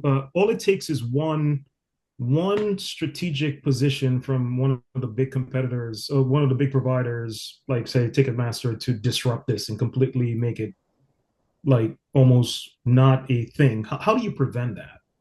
Yeah, so I'll take this one. So we love the Ticketmaster question, of course. They're a large company. They're very slow, and they aggregate 70% of the market after their merger with Live Nation, right? But the festival landscape is the other 30% that we tackle mainly. And this is also, the venues are largely different, the way they operate and the way they're run. Live Nation hasn't really wanted to or tackled this market yet. Yeah, and adding to that, it's not necessarily in their business model. Ticketmaster, obviously, as you may know, has a business model in price gouging artists. We're trying to build a tooling set that essentially scales with them and allows them to connect with fans and then capitalize off of that. And to get technical, their scans are also different. The way tickets work for like a lot of these ticket providers is it's one scan per like validation. What we've done is what our scan does is accesses a library of information. And so to be able to build this technology, they would significantly have to pivot how they've decided to construct their ticketing. I appreciate that. Thank you. Yeah. Yeah. All right. Excellent. Excellent. Fan Haven, great job. Thank you for the pitch. Perfect. Amazing. Thanks, And we're going to go ahead and transition. We got our next company up. Our next pitch is going to be Miles Comfort Foods. So Miles, we're going to kick it to you. Take it away. All righty. Let me share my screen. And sorry, all righty. Can you see that okay? Let me actually blow it up. How about now? Can you see that? Yes, sir. All right. Well, it's a pleasure to be here, everyone. My name is Miles. I am the co-founder and CEO of Miles Comfort Foods. We're real food that's frozen, not frozen food. And, for me, the dinner table was more than just furniture. It was everything. It was emotional and it was real. And as I got older, I noticed a lack in that realness in grocery stores when I would shop. This became such a deep passion of mine that I dove headfirst in the industry by competing in a Food Network competition series called America's Best Cook. While I didn't get very far in the series, I came home with the purpose of bringing real food back to grocery. So for 6 years, I learned how to become an expert. I received my MBA, and through vigorous network development and product testing, built a brand from scratch. And because of all that early work, Miles Comfort Foods was off to a very, very fast start. We launched in May of 2023. We've done $300,000 in revenue over the past 12 months, activated over 700 retail partner locations, including some heavyweights like Whole Foods, Target, and Giant, just to name a few. And this problem that we're solving is that, our food system here is at a tipping point. 75% of items that we buy in grocery are made with ultra-processed ingredients. I mean, really nasty stuff that has led to a dramatic rise in physical and mental health problems for our consumers. And so to solve this problem, we're bringing real back. And we're starting with the line of premium but clean label macaroni and cheese that you can find in your frozen food section. When I say clean label, I mean no additives, no fillers. And because of this natural approach, we've got over 24 grams of protein per serving, which is by far the most in the category. And finally, it tastes like home. It's what frozen food was meant to be, but we've been longing for that as consumers for quite some time. Now, yes, there are other brands that do quote unquote mac and cheese and similar products on the shelves, but I do want to mention that no one does protein like us. We actually have some of the lowest sodium in the category as well, free from seed oils, and we're the only minority-owned women-led brand space in our category. And I'm proud to announce that we have one of the top 5 fastest growing products in our space as well. And frozen food is a huge market, talking about $47 billion globally, but we are currently saturating the US market. Now, it is a small team, but we are a strong team. Myself and my co-founder with over 20 years of experience in this space and a number of key investors that have aligned with our vision, including A16Z and Bronze Valley. And to fuel our growth, we are raising a $900,000 round with about $250,000 of that remaining to close to continue to expand in our market. So I want to thank you for the time and happy to answer any questions you might have. Excellent, Miles. Thanks so much. Great pitch. And judges, fire away. All right, I'll get it kicked off. Great pitch, by the way. I do find this particularly interesting as health is a big focus area for me, and this is comfort food and reducing additives and things of that nature. So I grew up in the South. Grew up on soul food and comfort foods, but I have been vegan for 6 years. So I'm just curious in terms of your product offering is plant-based cheeses is on the roadmap to be rolled out.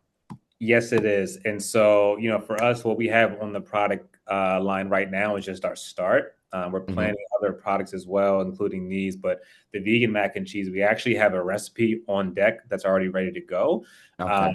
but we're going to be delaying that a bit because for supply chain reasons, we want to make sure that we tackle what we have first, do it very well, saturate the market, and then introduce something like a vegan mac and cheese, which I feel is very needed in the space because there's not a good version of that right now in the market. Yeah, gotcha. Appreciate it. Yep. Thank you. Great job, Miles. Core, thanks for asking that question. I'm in my second year of being vegan, so that's perfect. Yeah. So great job, Miles. Thank you. Yeah. Excellent, Miles. Great pitch. Great product. Okay, we're gonna keep rolling. Next up, we've got mktg.ai. So welcome. I'm gonna kick it over to you. Looks like you're all set up, ready to go. So have at it. Thanks, Joe, and thanks everyone for making the time. Great presentation so far. I want to introduce you to the creative intelligence system for marketers. It's called marketing.ai. We've been in the business for a period of time. I've spent my career building marketing and technology, and there has been a critical issue that we found. And this is something that's really grown over the past 20 years. There's been this mass proliferation of channels, which has created this fragmentation. It's made marketing incredibly difficult for brands and marketers to manage across all of the different channels. It's inefficient, inconsistent, and ultimately there's lost opportunities in revenue. This is actually a quote from the chief marketing officer of MasterCard. One of the challenges that most marketers have today is the inability to see all of their assets across multiple channels. So how do you analyze it? How do you look at your performance metrics? How do you organize it the right way?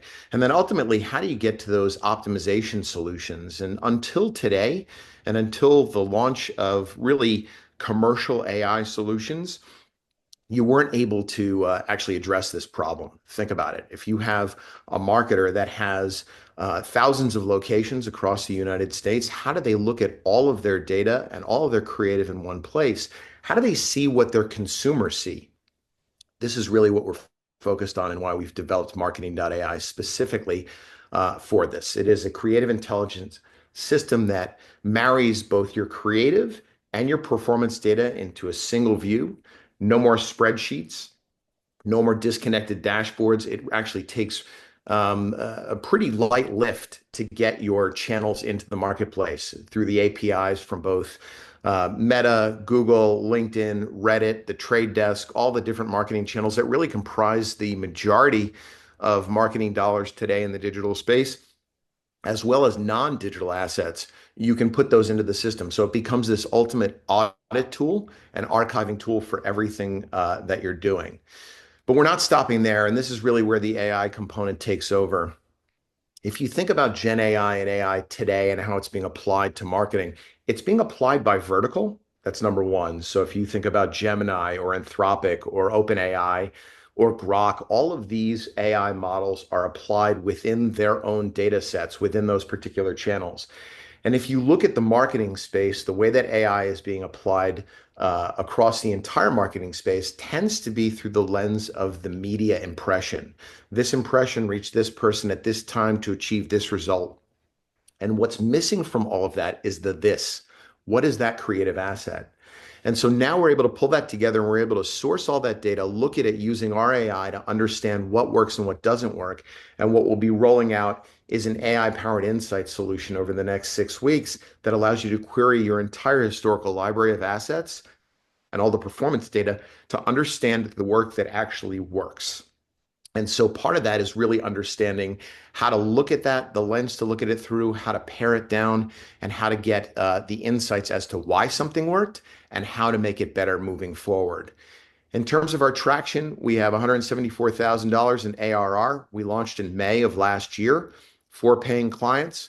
We have 25 new qualified prospects in the pipeline. We've bootstrapped this to its point so far. We expect to be at about $1.4 million in ARR with a dozen clients in our first year, and then grow to 25 million in a marketplace that is well above $20 billion in terms of our core focus. And our core focus, by the way, is our companies that are multi-brands and franchise businesses with anywhere between 10 million to $500 million in revenue. So they spend a significant amount of money on their total advertising. We're looking to raise $2 million in this seed round at this stage and accelerate our product development. really scale our client success. And obviously, we need to put some of our dollars towards marketing. But that is marketing.ai. We're excited to present to you and appreciate the time and look forward to your thoughts. Kevin, thank you for presenting. Love the presentation. Good stuff, man. You guys have just in under a year, you got some serious traction going there. I'm going to make a statement, and I want to get your take on that statement. Okay, if I'm a potential customer, my comment would be, man, this seems like it seems great, but this seems like something else I have to touch in order to manage my marketing. What say ye to that? It's a great question. So today, most marketers who are spending, let's say, $1 million plus have a person or a team of people that are actually putting together reports on a weekly, monthly basis. They're literally aggregating into Excel spreadsheets. The lens that most marketers look through today tends to be Excel or Tableau, Datorama, Google Analytics, but multiple channels in terms of their overall performance. We actually pull that all together very simply into this view where you're looking at what your consumer sees and all the performance data is there behind it. So you're able to see the performance data associated with those things so you can understand what's gaining velocity and losing velocity. So where you have an analyst or someone who's putting together those reports, you can now have that resource really focused on what they should be doing, which is strategy, creative, the things that really move the business forward. And how much uplift is that process to get that done from the time somebody signs on as a customer to the time you get them to that place?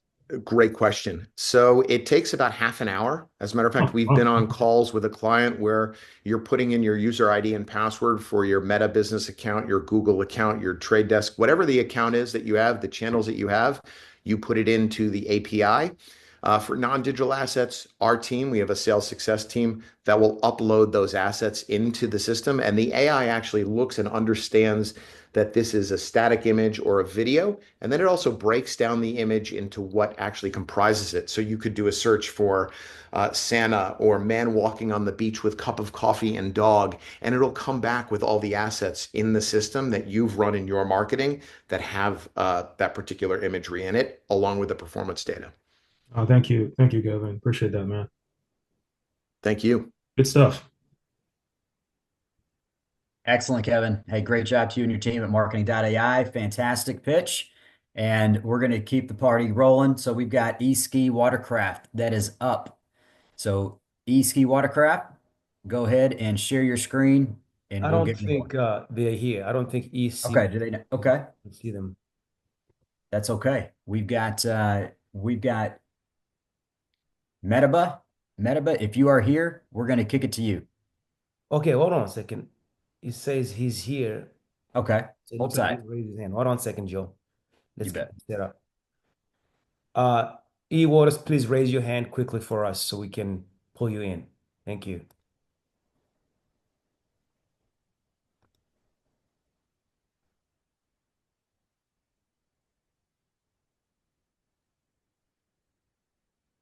I believe it's Jack. So Jack, are you able to take over the screen share?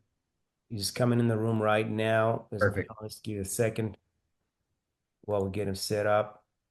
Oh, all right. Okay. Sorry about that. Is my screen sharing or? Yep. Go ahead. You're good to go ahead and share your screen. Okay, cool. Sorry. There we go. Sorry, I am visually impaired, so bear with me. All good. I guess that screen. That one coming. You see it? It is coming on. You are good to go. Go for it. Perfect. All right. All right. Hello, my name is Jack Duffy Portentis. I'm the founder and CEO of eSki. And at eSki, we are revolutionizing the personal watercraft industry. So as it stands, the personal watercraft industry is riddled with issues, most notably pollution. In 1,000 hours of use, a gas-powered PWC can emit up to 250,000 pounds of CO2. Additionally, gas-powered PWCs just aren't very safe. Despite them only accounting for 16% of watercraft in Florida, they account for 20% of crashes. And finally, gas-powered PWCs just don't last very long. You can expect to replace your unit with an entirely new one anywhere between 250 and 500 hours. So couple that with high fuel and maintenance costs, and you can expect to spend up to $95,000 throughout its lifetime. So that's how we're creating a fully electric alternative. Not only does it drastically reduce fuel and maintenance costs, but it can actually last 1,000 hours plus. So actually, when you compare it to a commonly used Yamaha jet ski, it can save you up to $55,000. So couple this with never before seen safety features like programmable keys and off-road collision avoidance, and we're poised to dominate the market. So that market being a $5 billion a year market. And in that market, there are three major manufacturers, Yamaha, Kawasaki, and Sea-Doo. But as it stands, they don't have plans to electrify. As a matter of fact, if you look on the image on the right, that's taken from Yamaha's investor report, indicating they don't even plan on starting any electrification until 2030. But critically, these three manufacturers or any smaller manufacturers, nobody makes a jet ski for rental companies. And that's where we're going to come in. Not only are they the fastest and largest subsector in the market and with the fastest CRG, but they just don't have something for them. So by offering a jet ski that really is tailor-made for them with features like geofencing and fleet management, we can drastically reduce their overhead. We also have our patented hot swapping battery system that allows them to come in, swap their batteries to fully charged ones, and send it right back out, which is critical in peak season. We also have our patented active brake light, helping increase visibility and safety. But also, these rental companies are facing environmental regulations that can put them completely out of business. So without an alternative, they'll go under. So we've already managed to complete our first prototype, gotten $3.3 million worth of LOIs in just 1 week alone in Fort Lauderdale, and been a part of numerous accelerators and gotten some non-dilutive grants.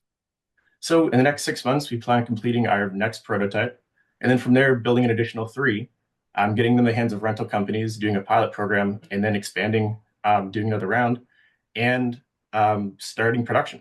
Over the next 5 years, by hitting our metrics, we'd be able to emit actually almost 1 million metric tons of CO2 being pumped directly into the waters.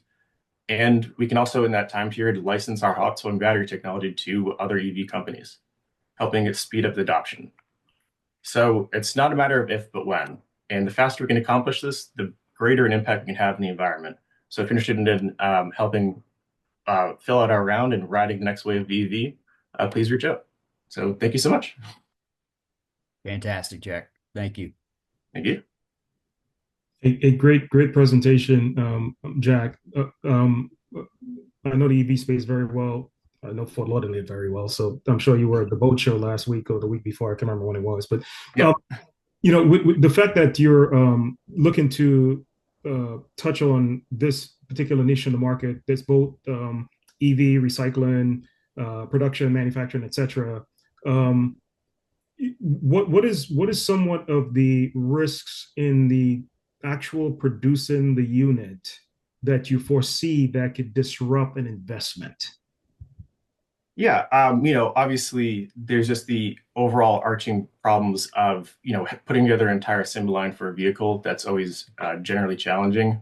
We have some people on our advisory board that have actually put together a fully autonomous underwater submarine. So they're helping us out with planning things like that out. And then, obviously just supply chain issues, to try and circumnavigate those issues. We have multiple suppliers for literally every single part. But those are generally ones that I would foresee for when it comes to what the next stage would be. Okay, thank you.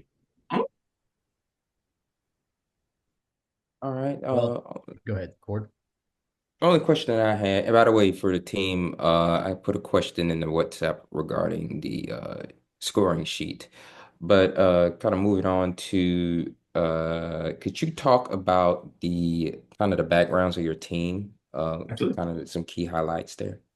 Yeah. So there's myself, I'm a Worcester Polytechnic Institute mechanical engineer. I was actually the first blind person to graduate there.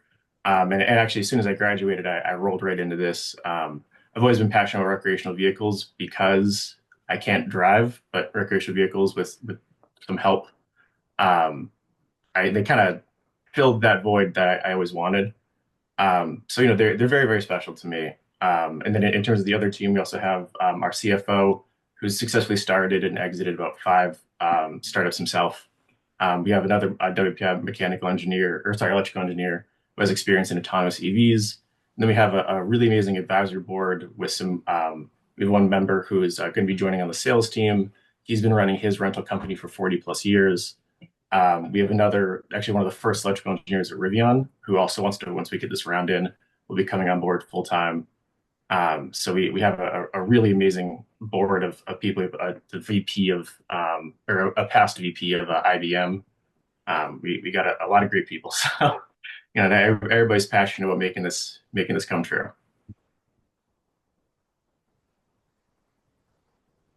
Very good, Jack. Great product, great pitch. Thank you. Absolutely. Okay. Next up, we've got Metaba. So, Philip, with Metaba, I believe you are queued up and ready to go. So feel free to take over the screen share, and you are good to go when you're ready. Well, looks like Phil dropped off. So let's move on to the next one, Joe. Okay. Then we'll get Phil on the back end. Oh, I'm here. Oh, he's here. He's here. I don't see him here. Is Wilson part of your team? Wilson Destin? Okay. All right. Let's move on to, because I put Phil in the room, but I don't know how he dropped off. Let's move on to Philip is commenting in the chat, letting us know that he's here and available. Could you please raise your hand, Phil?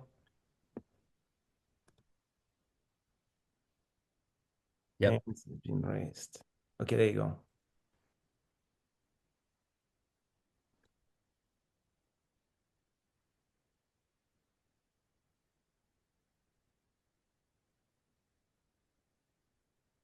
Hang tight, Philip. Our team is letting you in. There you go. All right. Awesome. Thank you. Sorry about the all good technical difficulties there.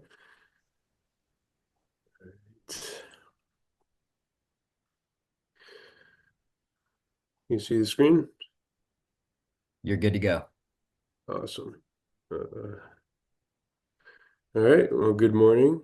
I'm Phil, the co-founder and CEO of Metaba. And I want to start by just asking a few questions for you to think about. The first is if you've ever taken a vitamin or a supplement before, and I'd be willing to bet that most of us have. Secondly is when you took that vitamin or supplement, did it work? And then the extra credit question is, how do you know? And so these are some of the questions that if you had the answer to, I really want to talk to you, but these are the questions that Metaba is answering. So clearly the problem is large. There's over 60% of US adults taking supplements, and they're spending a lot of money on ones that they don't really need.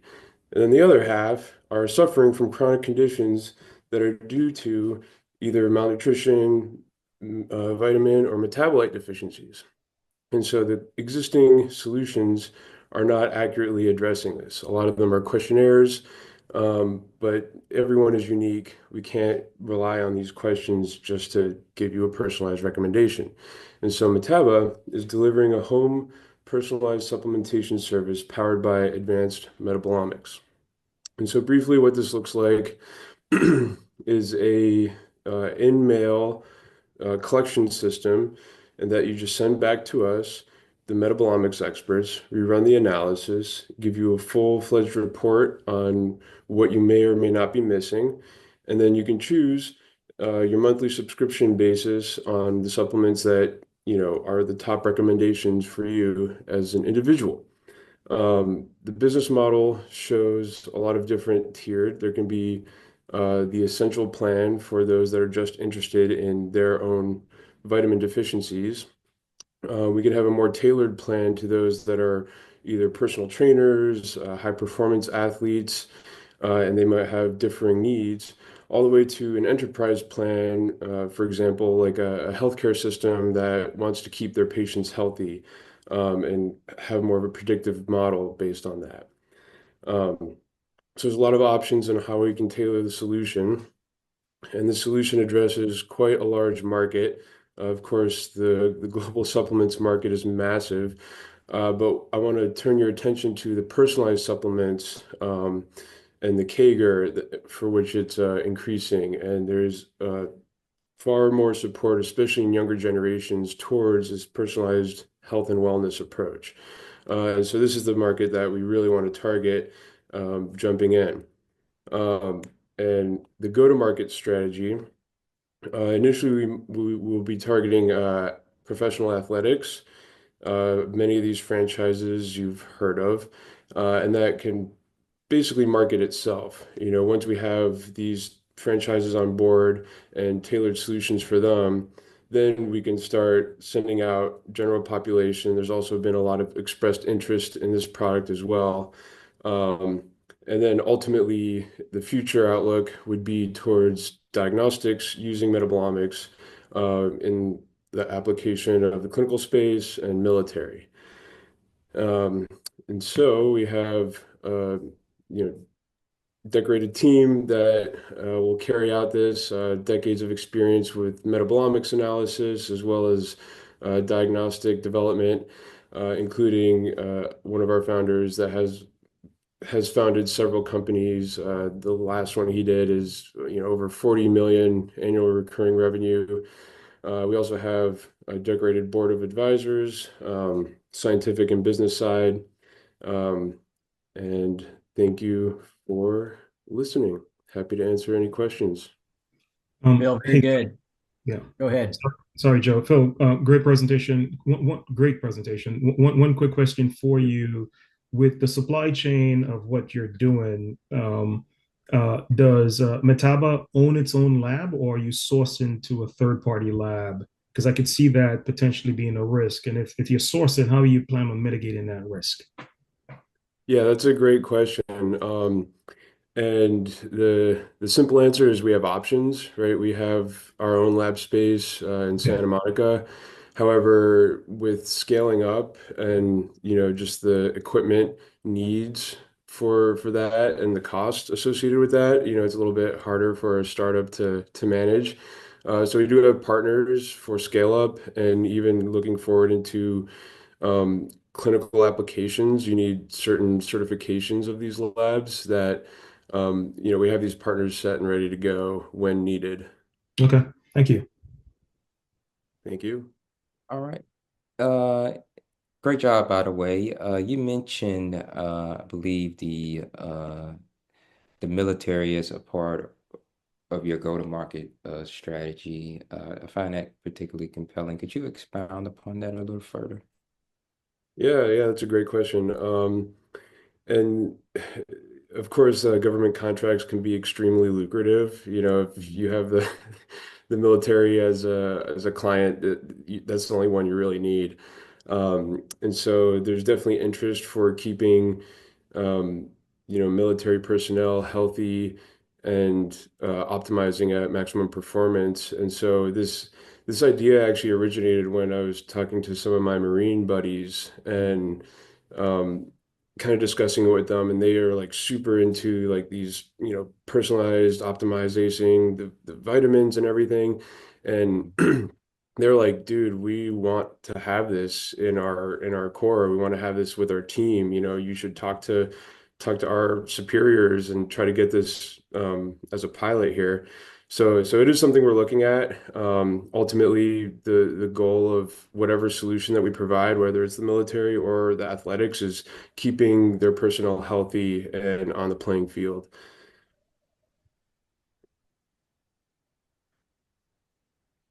Very good, Philip. Thank you so much. Great pitch and Thank you. very, very good. All right. Do we have Compagator ready? Yes, I'm here. All right. We're going to kick it to you. Welcome. All right, just give me a moment while I share my screen.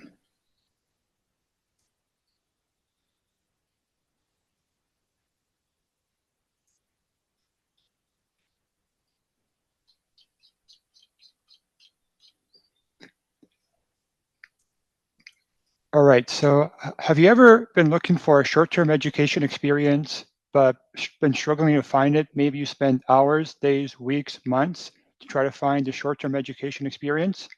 Hi, my name is Carlo. I'm the founder of Campocator. Essentially, Campocator, here's the case study. There was a mom looking for a short-term STEM program for her 10-year-old child. She said she wants to find something that fits her budget, her subject, location, format, and duration. Campocator helped her find an online Roblox program that met her expectation. She went on to write a really good Google review about us. And we have plenty of others, another 21. So the problem here, like I've mentioned, is there's plenty of learners, young till gray, looking for short-term education experiences, but they struggle to find it. And on the other side, you have education providers looking for new learners and to build awareness, and they struggle or they spend billions of dollars trying to find learners. So here's Campocator. There's this huge education market in the US, 2 trillion plus. We're going to target about 10%, and we believe we could capture 10. Essentially, our solution is a short-term platform to help learners find education experiences. We understand what you're looking for. We match you with a short-term education experience, and we provide ongoing support. A little bit about how we make money. Well, we have affiliate marketing where we make 5 to 30%. We'll have advertising on the platform. We have a subscription model from free to paid, and we have promoted sellers. So essentially, it's a multi-tier business model. More on some of our attractions. We've generated some revenue to date. We have about 1.5 million in our pipeline with education institutions. These are colleges, universities, K-12 schools, et cetera, that we're working with. We have some users and viewers on the platform and growing. And we also have some big name education providers like Italki, Lego, Udacity, Coursera, and a lot more. Our current go-to-market strategy is social media. We're using that to build awareness. We have cold email and word of mouth. How do we compete against our competitors? Well, the difference between us and a lot of our competitors is that we offer all options for all learners all around the world, and we have constant support through different channels. Lastly, some of the partners, as mentioned, we have a bit more here that I'd like to share. Our revenue projections for the few years are as such, and some of our testimonials from existing customers. So you see John, we helped him find a soccer camp in Germany for his son. We have Tabby that helped her find a Roblox program. We have Kamina from India. We helped her find an English program. Also from Brazil, we helped her find a language program. So, I mean, we have customers coming to us, not just in the US, but also in South America and in Asia. Moreover, this is my team. We're a combination of workers from different parts of the world. We have different expertise. So I've been in B2B sales, B2C sales for 10 years. I've worked internationally as well, in Asia, whatnot. So I understand the challenge that different learners around the world are facing. And I'm a polyglot. I speak a bunch of languages, English, French, Italian, Spanish, learning Portuguese, and I got some Mandarin Chinese. Also, I have Sherman, great graphic designer, Lauren, great CMO, Mohammed, he helps us with CT, our tech, and we have Joy, our CFO. We're kind of doing our seed round. This is a little bit of that, and that's Campocator. So thank you for helping us build a short-term marketplace for helping us find short-term experiences. Fantastic, Carlo. Thank you. We're going to kick it to our judges. Hey, Carlo, great job. Love the diverse team, the global team. You know, your case study was the mom. I know you got current clients of moms across the world, but which segment of the world is kind of your target in this phase of the company? Right. So at the moment, we're focused on Latin America, from Mexico down to Argentina, particularly mostly Mexico, Brazil, Costa Rica, a few countries. And we've seen a lot of traction there. So we're really doubling down on Latin America at the moment. Okay, thank you.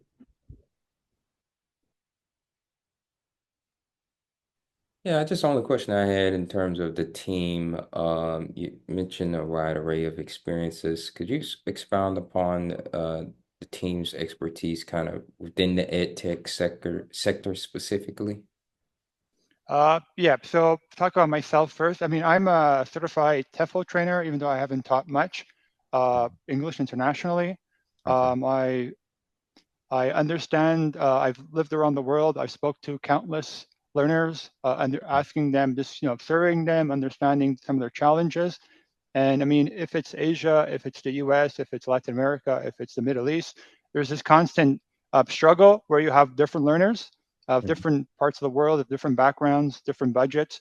struggling to find different programs that they're looking for to, pursue their dreams, their goals, their ambition, whatnot. So having a deep understanding of the problem really helps us to kind of address it. And that's kind of where our platform comes in, because it's free or paid. We don't want to marginalize anybody. We want everybody to have access, and we have also experiences that are free to paid. So that's I guess where that experience comes from and our understanding of the problem. Gotcha. Thank you. Fantastic job, Carlo. Thank you so much for your pitch. Great, great job. Okay. We are coming down to, we've got 3 more pitches that we're going to be hearing. So the next up, we've got Mac Research. Mac Research, are you in the building? I don't think they are. So let's move on to the next one. All right. Oh, hold on a second. Ryan Warren. I don't know if that's Mark Research or not. Hold on. Let me see if they are. You bet. Could you please raise your hand if you are Mark Research, please? All right, let's go to the next one, Joe. Okay. Okay, next up, we're going to move over to Prosperity Technologies. So our representative with Prosperity, go ahead and kick it off for us. They got to raise their hand. I don't think they're here either. So let's move on to the last company of the day. Okay, we're down to the last one.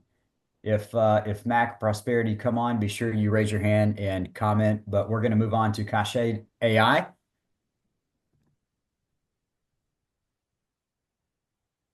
All right, is that you, Kobe?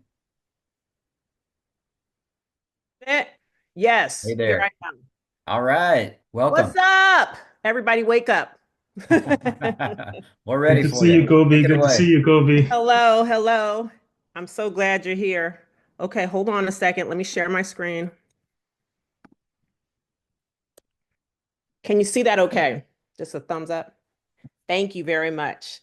All right. Well, I'm not last. Looks like somebody popped back up, but I am very happy that you guys are still here and awake. My company is called Cache AI. It is the standard of athlete valuations. Come on, screen. Let's go. Here we go. So the world of sports is a very exciting time. Athletes are earning money as amateurs now. Schools don't know how much to pay them, and athletes, frankly, don't know how much they're worth. The fair market value is a big question mark, but one thing's for sure, athletes know that they're worth something. They will demonstrate that by transferring schools, getting traded on teams. What we are doing is looking at addressing what is now known as the Wild West. Cash is a scoring system. It's a methodology that considers an athlete's complete profile, not just their game stats and social media. We're looking at what they're bringing to the community, what they're bringing to their business acumen, and how they're developing themselves on and off the court. We are providing a set of metrics that allow not just the athlete to understand what their value is, but also so that teams understand how much their value is as an individual and as their collective programs are. We're helping brands understand what their investments need to be and what the potential ROI is. It is a platform. We call ourselves an index because we are not a marketplace. We are not doing deals on our platform. We are strictly focusing on the metrics that understand the value of an athlete. You get a cash score, that is your rubric for your brand strength. You get your cash value, which is a dollar amount. It's a range for your fair market value. You will get an understanding of brand alignment from you to other brands that are looking at you. You will understand your reputational fit for both yourself as an athlete as well as working with that brand and or school. Schools and organizations will understand a peer-to-peer analysis and get optimization tips on how to best get the best bang for their buck and or how athletes can understand how to optimize their score. We are an all-women team at the moment. It's fantastic. I had a previous company. I have an exit already. Dr. Kruti Leonbauer is a data scientist. She does this day in and day out. She's a massive nerd, and I give all praises to her in terms of how she assesses our data. Laura Waters Brown is a former athlete as well as a coach. She is our sports specialist. She comes from Wasserman. She's played volleyball for many years. I also played volleyball and basketball. Kruti's a mom of a student athlete, as am I. So we're starting with athletes, but this is a much bigger platform. when we start with US sports and NIL and professional athletes, that's a $6 billion opportunity with all of the athletes combined just here in the US.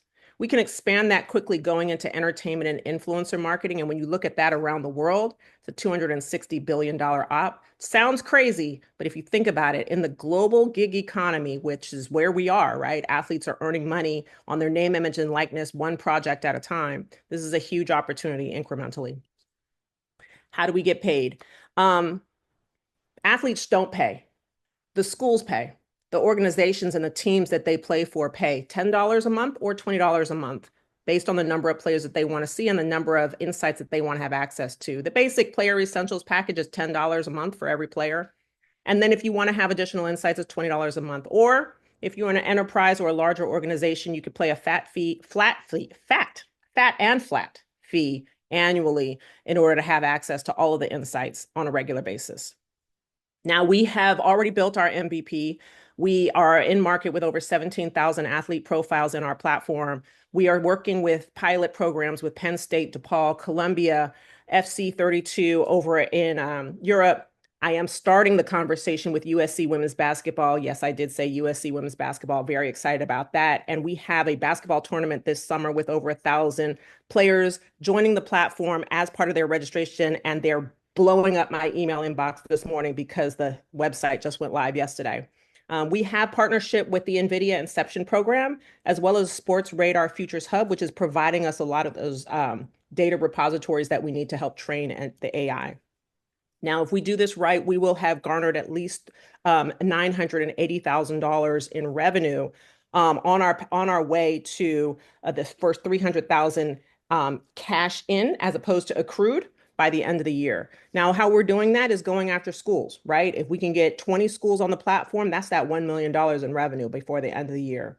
We already have six, I think I saw it show in the beginning. So we're on a good path. And upon the NCAA's decision later on, starting next week, I think the 10th is the date that it's all going to come down. The NCAA will and the House will have made a decision that defines how revenue sharing for athletes is going to move forward for the NCAA. Now, I think of us in the space of valuation, right? There are other players out there that have started valuating.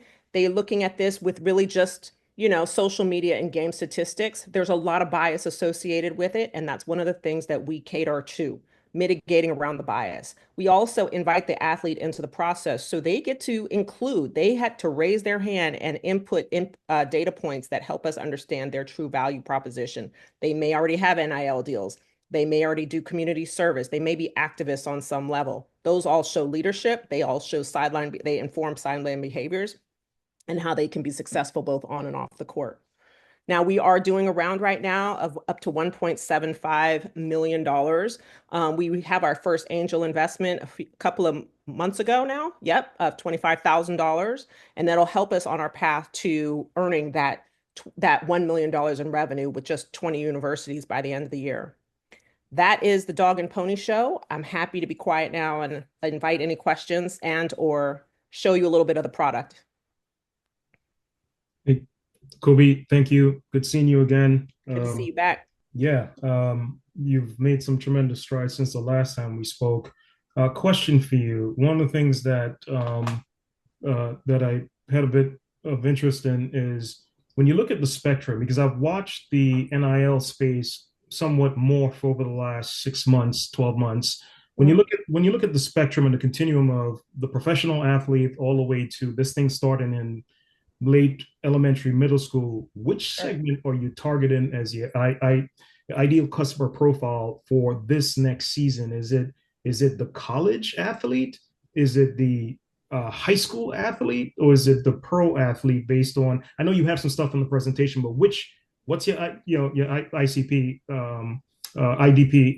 If I was to ask that question.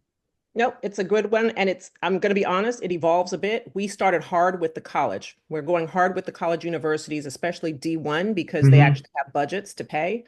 We are finding a lot of interest from athletes individually, right? They're just signing up for it for free, which is really great indicator that not just that there's a demand for it, but that high school athletes, especially elite high school athletes that are NIL prone, have interest. That said, even the ones that don't think that they're NIL prone, both high school and college, they're now looking up and they're saying, yeah, I do have some stuff to bring to the table. I'm going to start championing that. Thank To you. answer your question more succinctly, we're No, going that's after good. That's college. I mean, Okay, you good. answered. Okay, Yeah, good. yeah, Okay. yeah. Thank you. And thank you for the amazing pitch Hey, and Corey. energy, by the way. This is an area that I particularly find interest in as I come from SEC country. So collegiate sports is definitely, heavily watched down there. In terms of your presentation, I saw your early market adoption is kind of with the different colleges. Can you give me some insight on the approach to targeting the conferences as an entity to Yes. access the institutions versus them individually so you can collect them in clusters? So I will admit we have been slapstick going after anybody and everybody that will listen.